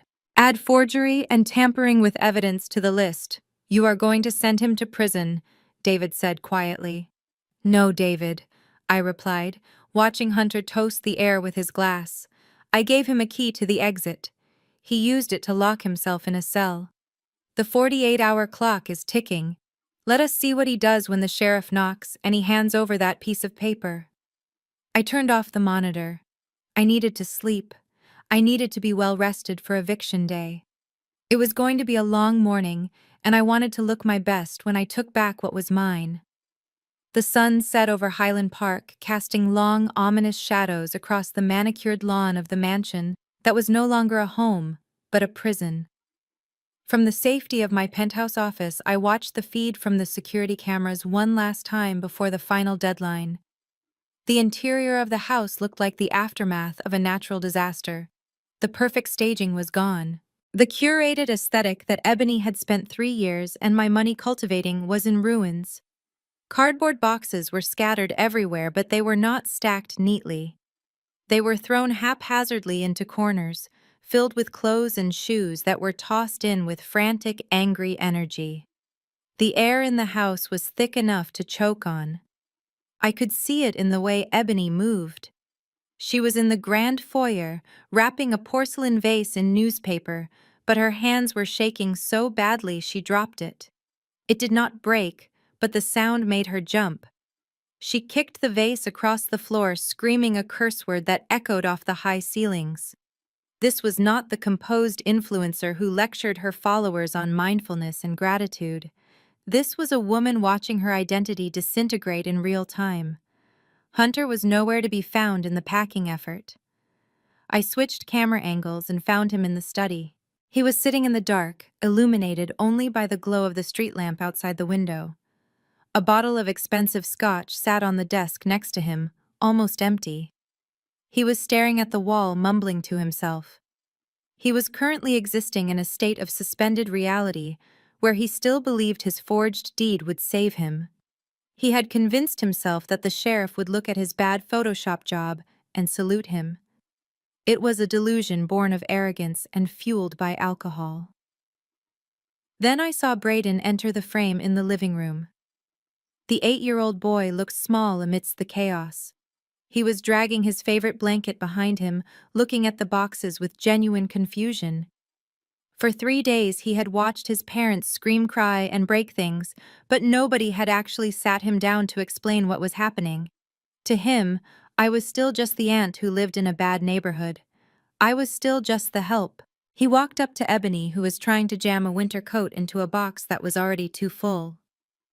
Mom, Braden asked, his voice whining and high-pitched. Why are we putting everything in boxes? Are we going on a trip? Ebony ignored him, shoving the coat down with violent force. Mom, Braden persisted, tugging on her sleeve. I do not want to go on a trip. I want to play video games. Where is my iPad? Ebony spun around. Her hair was a mess and her eyes were wild. Leave me alone, Braden. Go find your father. But I want to know why we are leaving. Braden stomped his foot, the same petulant stomp he had used right before he threw the fork at me. Why do we have to go? Auntie Jasmine is just the help. You said helpers listen to owners. Why do we have to listen to her? The words hung in the air. You said helpers listen to owners. It was the mantra Ebony had taught him. It was the poison she had dripped into his ear to make herself feel superior. But hearing it now, surrounded by the wreckage of her life, hearing her own failure reflected back to her in the innocent arrogance of her son, something inside Ebony snapped. She did not hug him. She did not explain. She exploded. Shut up! Ebony screamed. The sound was primal. It was a release of 3 days of terror and humiliation. Shut up, you stupid boy! Braden recoiled, stumbling back as if she had hit him. He had never been yelled at in his life. He was the golden child, the prince of the manor. We are leaving because of you! Ebony shrieked, stepping toward him, pointing a finger in his face. We are losing everything because you could not sit still and eat your dinner. You threw that fork. You caused a scene. You made her check the cameras. Braden's lip quivered. But you laughed, he whispered. You laughed when I did it. I did not laugh. Ebony lied, gasping for air. I was trying to protect you. And now look around you. We are going to be homeless. We are going to be poor. And it is all your fault. If you had just behaved, we would still be rich. Do you hear me? You ruined us. Braden stood there frozen. The weight of her words crushed him. A child cannot process complex financial fraud or mortgage default. All he understood was that his mother was telling him that he destroyed their world. He looked at the boxes, then at his mother's twisted face, and then he burst into tears. But these were not the fake crocodile tears he used to get his way. These were the terrified sobs of a child whose foundation had just vanished. Ebony did not comfort him. She turned her back on him and went back to packing, leaving him crying in the center of the room. I watched from my office, feeling a cold knot in my stomach. I had wanted justice, but watching a mother scapegoat her child to protect her own ego was sickening. She was destroying his psyche to save her own narrative. The noise of Braden's crying finally roused Hunter from the study. He stumbled into the living room, swaying on his feet. He looked at his crying son and his frantic wife, and his face twisted into a sneer. "Shut him up!" Hunter slurred, leaning against the doorframe. "I am trying to think." "You think Ebony yelled, throwing a roll of packing tape at him? You have been drinking all day. You said you had a plan." "Where is the plan, Hunter?" "I have a plan," Hunter shouted, pushing himself off the wall. "The plan is to tell that witch she cannot touch us. I am the man of this house." He reached into his pocket and pulled out his phone. He dialed a number. My desk phone lit up. "Incoming call from Hunter Davis." I did not answer. I let it ring. I wanted him to leave a record. I wanted the judge to hear exactly what state of mind he was in the night before eviction. The voicemail system picked up. I turned up the volume on my speakers so I could hear him leaving the message in real time. Jasmine Hunter's voice boomed through my office, distorted by rage and whiskey. "Pick up the phone, you coward. You think you can scare me with your letters. You think you can send the sheriff to my house." I heard the sound of glass breaking in the background, followed by Ebony screaming at him to stop. "This is my property," Hunter continued, screaming into the phone. "I have the deed. I fixed the title. You are nothing but a jealous, lonely woman who wants what I have. Well, you cannot have it. If you send the police here tomorrow, I will sue you for harassment. I will tell them you forged the loan. I will tell them you are the fraud." He paused, breathing heavily. "And do not think you are special because you have money," he spat. "You are still beneath us. You are still just the girl who fetched the coffee. You will always be the help, Jasmine, and tomorrow when I show the sheriff my papers, you are going to be the one in handcuffs. So bring it on. Come and get me." The line clicked dead. I sat in the silence of my office, the recording file saving automatically to the cloud. He had just threatened me, admitted to tampering with the title, and confessed to his own malice, all in a 60-second voicemail. He was not just digging his grave, he was pouring the concrete over his own feet. I looked back at the monitor. Hunter had collapsed onto the sofa, passing out with the phone still in his hand. Ebony was sitting on the floor, surrounded by half-packed boxes, staring blankly at the wall. Braden had curled up in a ball under the dining room table, clutching his blanket, fast asleep from exhaustion. They were a portrait of absolute defeat. They had turned on each other before I had even lifted a finger. The fear of losing their status had stripped away the thin veneer of family, leaving only resentment and blame. I saved the audio file and forwarded it to the sheriff's office and my attorney with a short note. "Subject: threat assessment for eviction. Please be advised that the tenant is intoxicated, hostile, and has made verbal threats regarding the eviction scheduled for tomorrow morning. He has also indicated he intends to present forged documents to law enforcement. Please proceed with caution." I turned off the lights in my office. The city outside was alive and moving, but inside that house time had stopped. They were waiting for the end of the world. And tomorrow at 8 a.m. sharp, I was going to deliver it. I walked to the elevator feeling the weight of the moment. I was not angry anymore. I was ready. The fork had been thrown, the insults had been screamed, and now the bill was due. The digital clock on the dashboard of my armored SUV flipped to 8 o'clock. It was a crisp morning in Highland Park, the kind of day where the air smells of freshly cut grass and old money. But today, the scent of pine was overpowered by the smell of diesel exhaust from the caravan of vehicles I had assembled. I was not alone. Behind me was a sheriff department cruiser with its lights flashing silently. Behind that was a large box truck from a moving company I had hired to clear the property. And flanked on either side of my car were two private security contractors, big men in dark suits, whose job was to ensure that the fork thrown at Thanksgiving was the last time anyone in that family touched me. "It is time," David, my lawyer, said from the seat next to me. He looked nervous. He was used to corporate boardrooms, not tactical extractions. I nodded and opened the door, stepping out onto the pavement. My heels clicked against the asphalt, a sharp rhythmic sound that signaled the end of the grace period. I buttoned my trench coat against the wind and walked toward the front door, where the sheriff was already pounding with a heavy-gloved fist. "Hunter Davis, open this door," the sheriff boomed, his voice echoing off the brick facade. "This is the sheriff department executing a court order for immediate possession. You have 10 seconds to comply before we breach." There was no answer. The house stood silent and dark, the curtains drawn tight like eyelids shut against a nightmare. "Breach it," the sheriff ordered, stepping back. The locksmith I had brought along stepped forward. He did not use a key. He used a heavy-duty drill. The sound of metal grinding against metal tore through the quiet morning. It was a violent sound, the sound of privacy being violated, the sound of consequences arriving uninvited. Within seconds, the lock gave way with a sad metallic crunch. The door swung open, revealing the grand foyer where I had been insulted just days ago. Hunter was standing right there. He looked like a man who had been haunting his own house. His eyes were wild and bloodshot, his shirt was unbuttoned, and he was holding a piece of paper in his shaking hand. "Get out!" Hunter screamed, waving the paper at the armed officers. "You cannot come in here. This is my house. I have the deed. Look, I have the deed. I have." He thrust the document toward the sheriff. It was the forgery he had spent the night making. The whiteout was lumpy and the font did not match, but in his desperate delusion he believed it was a magic shield. The sheriff did not even look at it.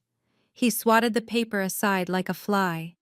"Hunter Davis, you are interfering with a lawful eviction. Step aside now." "No," Hunter roared, backing up. "She is lying. That woman is a fraud. She is trying to steal my home." He spotted me then. I was standing behind the wall of police officers, calm and silent. The sight of me broke whatever fragile hold he had left on his sanity.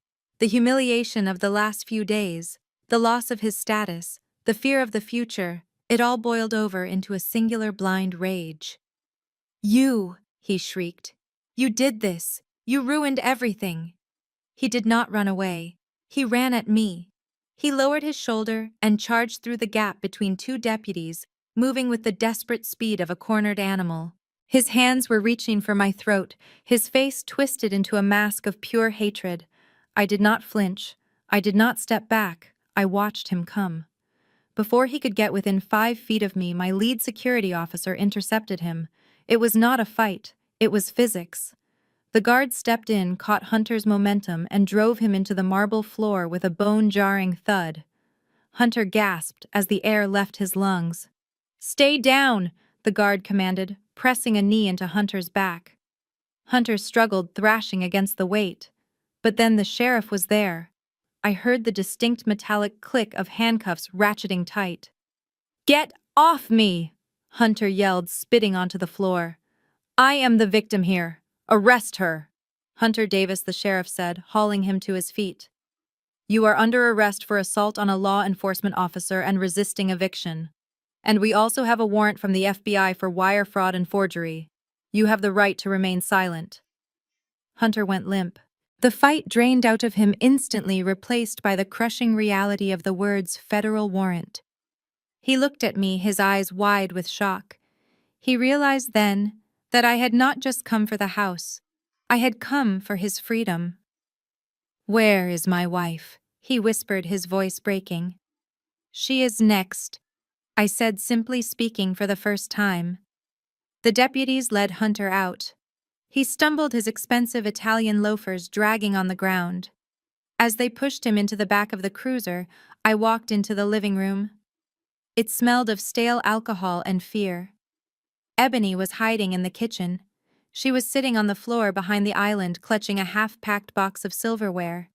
When she saw the officers enter, she did not scream. She tried to bargain.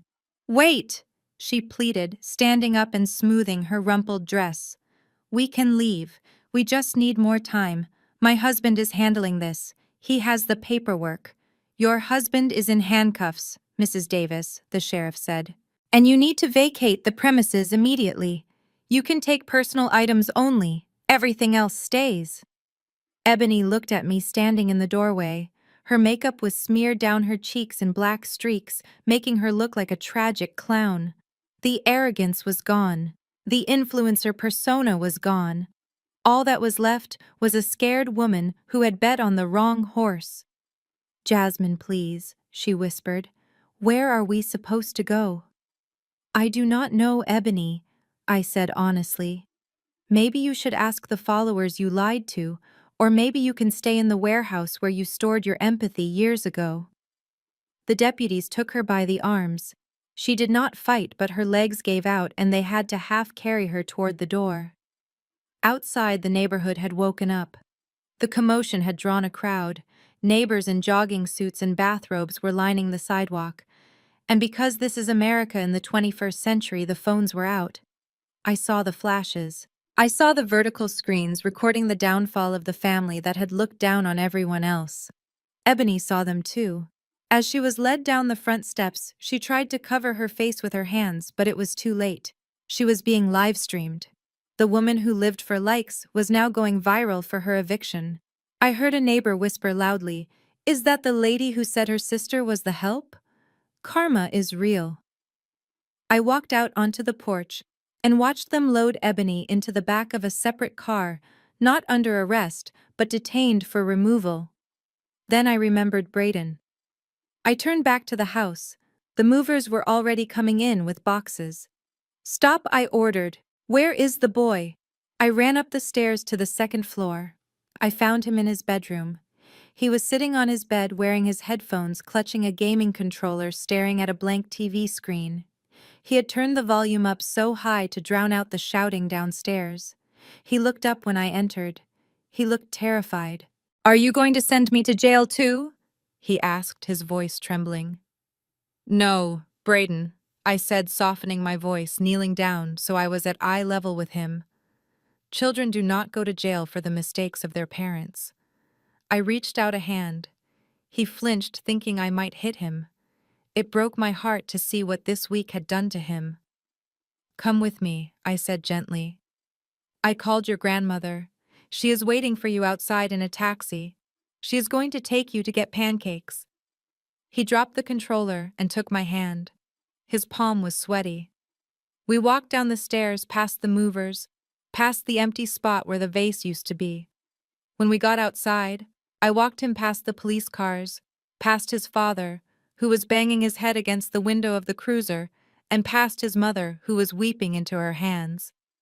I led him straight to the waiting yellow cab where my mother Beatrice sat. She looked aged 10 years in the last 10 days. She would not look me in the eye. "Take care of him, Mother," I said, opening the door. "And tell him the truth. Do not let him grow up thinking the world owes him something." I closed the door and watched the taxi drive away. I stood alone on the driveway of the house I owned. The lawn was littered with the debris of the morning. The neighbors were starting to disperse the show over.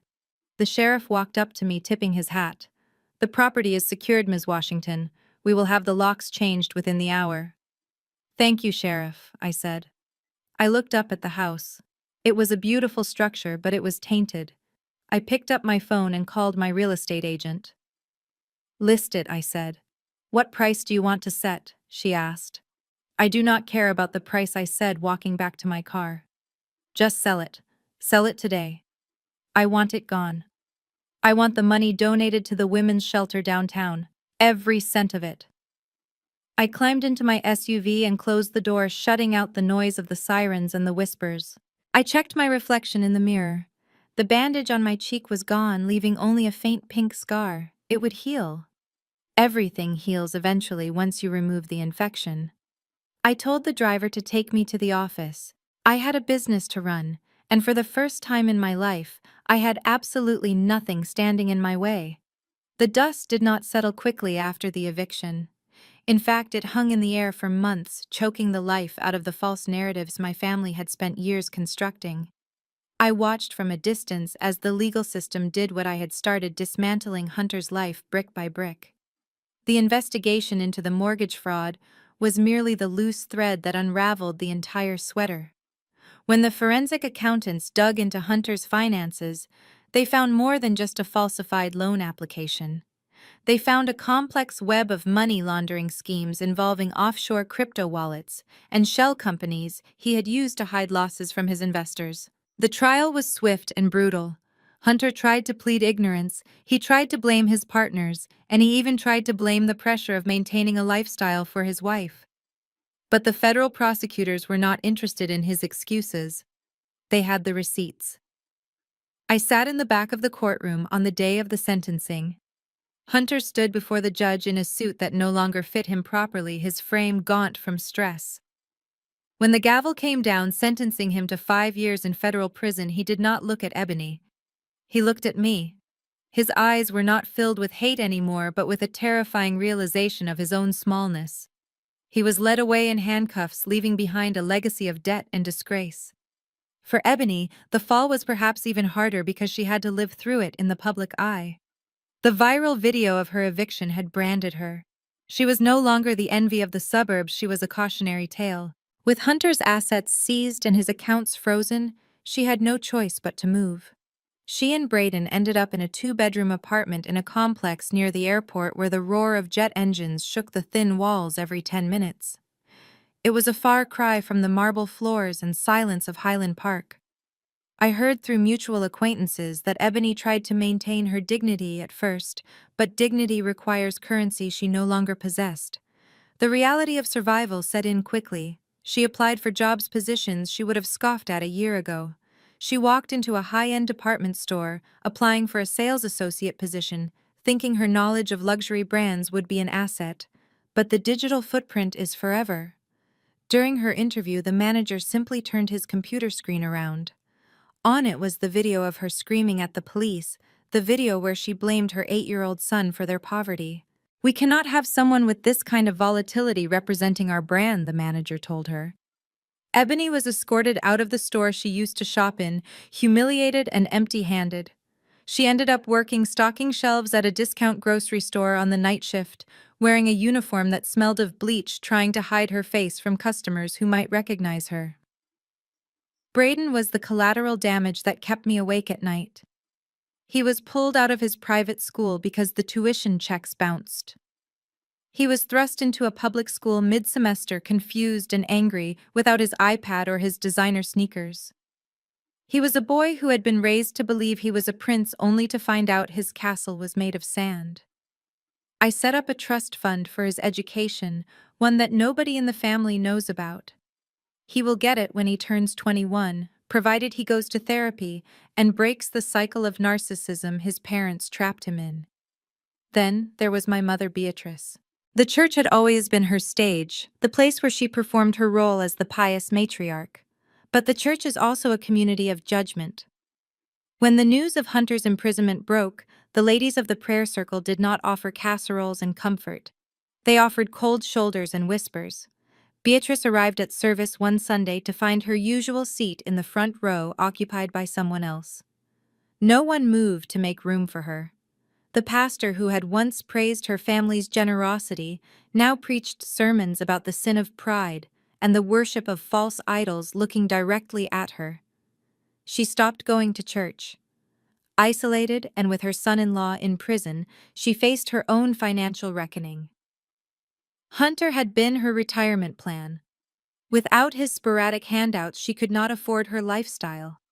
I saw her once from across the street walking into a pawn shop downtown. She was clutching her jewelry box, the velvet case that held the pearls and diamonds she had flaunted for decades. She sold them one by one, not to buy luxury items, but to buy groceries for Braden and to pay the heating bill in Ebony's drafty apartment. The woman who had looked down on me for living simply was now selling the symbols of her status just to survive. 3 months after the eviction, I finally returned to the house. I drove up the driveway in my G-Wagon, the engine purring softly. The house stood empty, a hollow shell of brick and glass. The landscaping was overgrown, the hedges untrimmed, a visual representation of the neglect that had always rotted beneath the surface.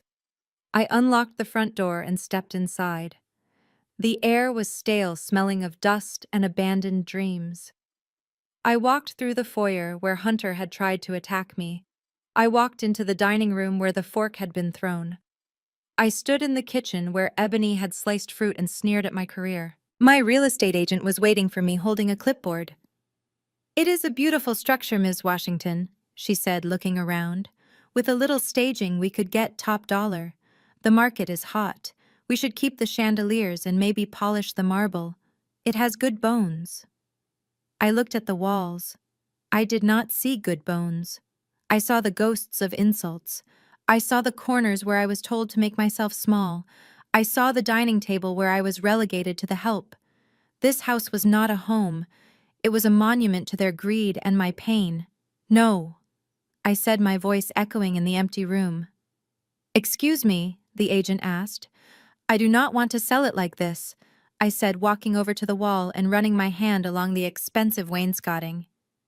"This interior is poisoned. It holds too many memories and none of them are good. I do not want another family to move in here and absorb this energy." I turned to the agent. "Call the contractor," I said. "I want it gutted." "Gutted," she exclaimed, her eyes wide. "But the finishes are imported. The cabinetry is custom.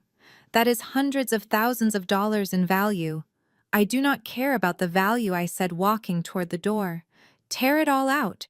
The floors, the walls, the fixtures, the lights. Strip it down to the studs.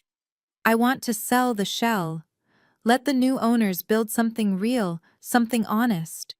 I want every trace of what happened here erased." I walked out of the house without looking back. Behind me, I could hear the agent making the call, her voice confused but compliant. I stood on the porch and took a deep breath of the cool air. The sun was shining, and for the first time in my life, the shadow of that house did not touch me. I had not just evicted my family, I had evicted the past. And as I drove away, leaving the empty mansion behind, I knew that the only thing I was taking with me was my dignity and the bright, unwritten future that lay ahead. 6 months have passed since the day the locksmith drilled through the front door of the mansion in Highland Park. 6 months since the sirens faded and the live stream ended. The seasons in Chicago have turned. The biting wind of that terrible November has given way to a gentle spring, and now the city is warming into early summer.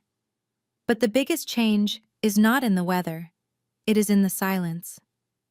My life used to be filled with the noise of my family's demands, the constant ringing of my phone with requests for money, the backhanded compliments, the chaos of their manufactured drama. Now my life is quiet, and I have learned that peace is the most expensive luxury in the world. I spent my morning at the community center on the South Side. This is my new passion project. It is a nonprofit organization I founded called the Legacy Fund. We teach financial literacy to underprivileged children. We teach them about compound interest, about credit scores, about the difference between an asset and a liability. Things I learned on my own. Things Hunter and Ebony never bothered to learn because they thought looking rich was the same thing as being wealthy. I stood at the front of the classroom watching 20 faces looking up at me. These children do not have mansions. Some of them do not even have winter coats, but they have a hunger in their eyes that my nephew Braden never had. I picked up a marker and wrote a number on the whiteboard. "This is $85,000, I said to the class. This is the average amount of debt a college graduate carries. Now, who can tell me how long it takes to pay this off if you only make the minimum payment? A little girl in the front row raised her hand. Her name is Maya. She is 10 years old, and she reminds me of myself at that age. She is quiet, observant, and wears clothes that are clean but second-hand. 30 years, Maya guessed. That is right, Maya, I said, smiling. 30 years. That is a life sentence. But if you understand how money works, you can break the chains. I looked at her and felt a surge of pride. I am building a new family here. A family not bound by blood, but by a shared desire to rise above our circumstances. I am giving these children the tools to protect themselves from people like Hunter. I am arming them with knowledge so they will never have to be the help. They will be the owners. When I returned to my office in the afternoon, there was a stack of mail on my desk. My assistant knows to filter out the junk, but there are some things she leaves for me to handle personally. On top of the pile was a letter with a prison stamp on the corner. The return address was the Federal Correctional Institution in Terre Haute. It was from inmate number 89402. Hunter. I sat down in my leather chair and stared at the envelope. I did not want to open it. I knew what it would say. But curiosity is a human flaw, so I slid it open with my silver letter opener. The handwriting was cramped and shaky. Dear Jasmine, I have found God in here. The chaplain says I need to make amends. I am sorry for what I did. I was lost. I was blinded by greed. Please tell Ebony I love her. Please tell her to write to me. And Jasmine, if you could find it in your heart to put some money on my commissary account, I would appreciate it. The food in here is terrible. I read it twice. He had found God, but he still wanted money. He was apologizing, but he was still asking for a favor. He had not changed. He was just a con artist running a new con in a smaller cage. I did not finish the letter. I did not save it. I walked over to the shredder in the corner of my office. I fed the letter into the machine, watching Hunter's words turn into confetti. It was a satisfying sound, the sound of a connection being permanently severed. Then my phone buzzed. It was a text message from a number I did not recognize, but I knew immediately who it was. Jasmine, please. It is Ebony. We are getting evicted from the apartment. I cannot pay the rent. Brayden needs new glasses. I know you hate me, but please help your nephew. Just $5,000. I will pay you back, I swear. I looked at the screen. I thought about the little girl Maya in my class this morning. I thought about the scholarship fund I had just endowed for her. I am not a cruel person. I give away thousands of dollars every month. But I give it to people who are willing to do the work. I give it to people who respect the value of a dollar. Ebony did not want help. She wanted a bailout. She wanted to return to the comfort of dependency. If I sent her that money, I would not be helping her. I would be enabling the same toxicity that destroyed her life. I did not reply. I tapped the info icon on the screen. I scrolled down to the bottom. I pressed block caller. The message disappeared. The silence returned. I drove home as the sun began to set, painting the Chicago skyline in hues of purple and gold. I stopped at a gourmet market on the way. I bought a small organic turkey breast. I bought fresh cranberries. I bought a bottle of the most expensive champagne they had. It is Thanksgiving today. I arrived at my penthouse and kicked off my heels. I turned on some jazz music, letting the saxophone fill the empty space. I did not feel lonely. I felt spacious. I felt like I finally had room to breathe. I set the table. My dining table is made of solid walnut. It seats 12, but tonight it is set for 1. I laid out the placemat. I lit a beeswax candle. And then I went to the drawer. I pulled out my silverware. It is real silver, heavy and cool to the touch. I polished it myself this morning. I picked up the fork. I held it up to the light, examining the tines. It looked just like the one Brayden had thrown at me, but this one was mine. I earned it. I paid for it. and nobody was going to throw it at me ever again. I sat down at the head of the table. There was no shouting. There was no criticism about my job or my clothes. There was no kids' table in the corner. I served myself. The food smelled incredible, roasted herbs and butter. I took a sip of champagne.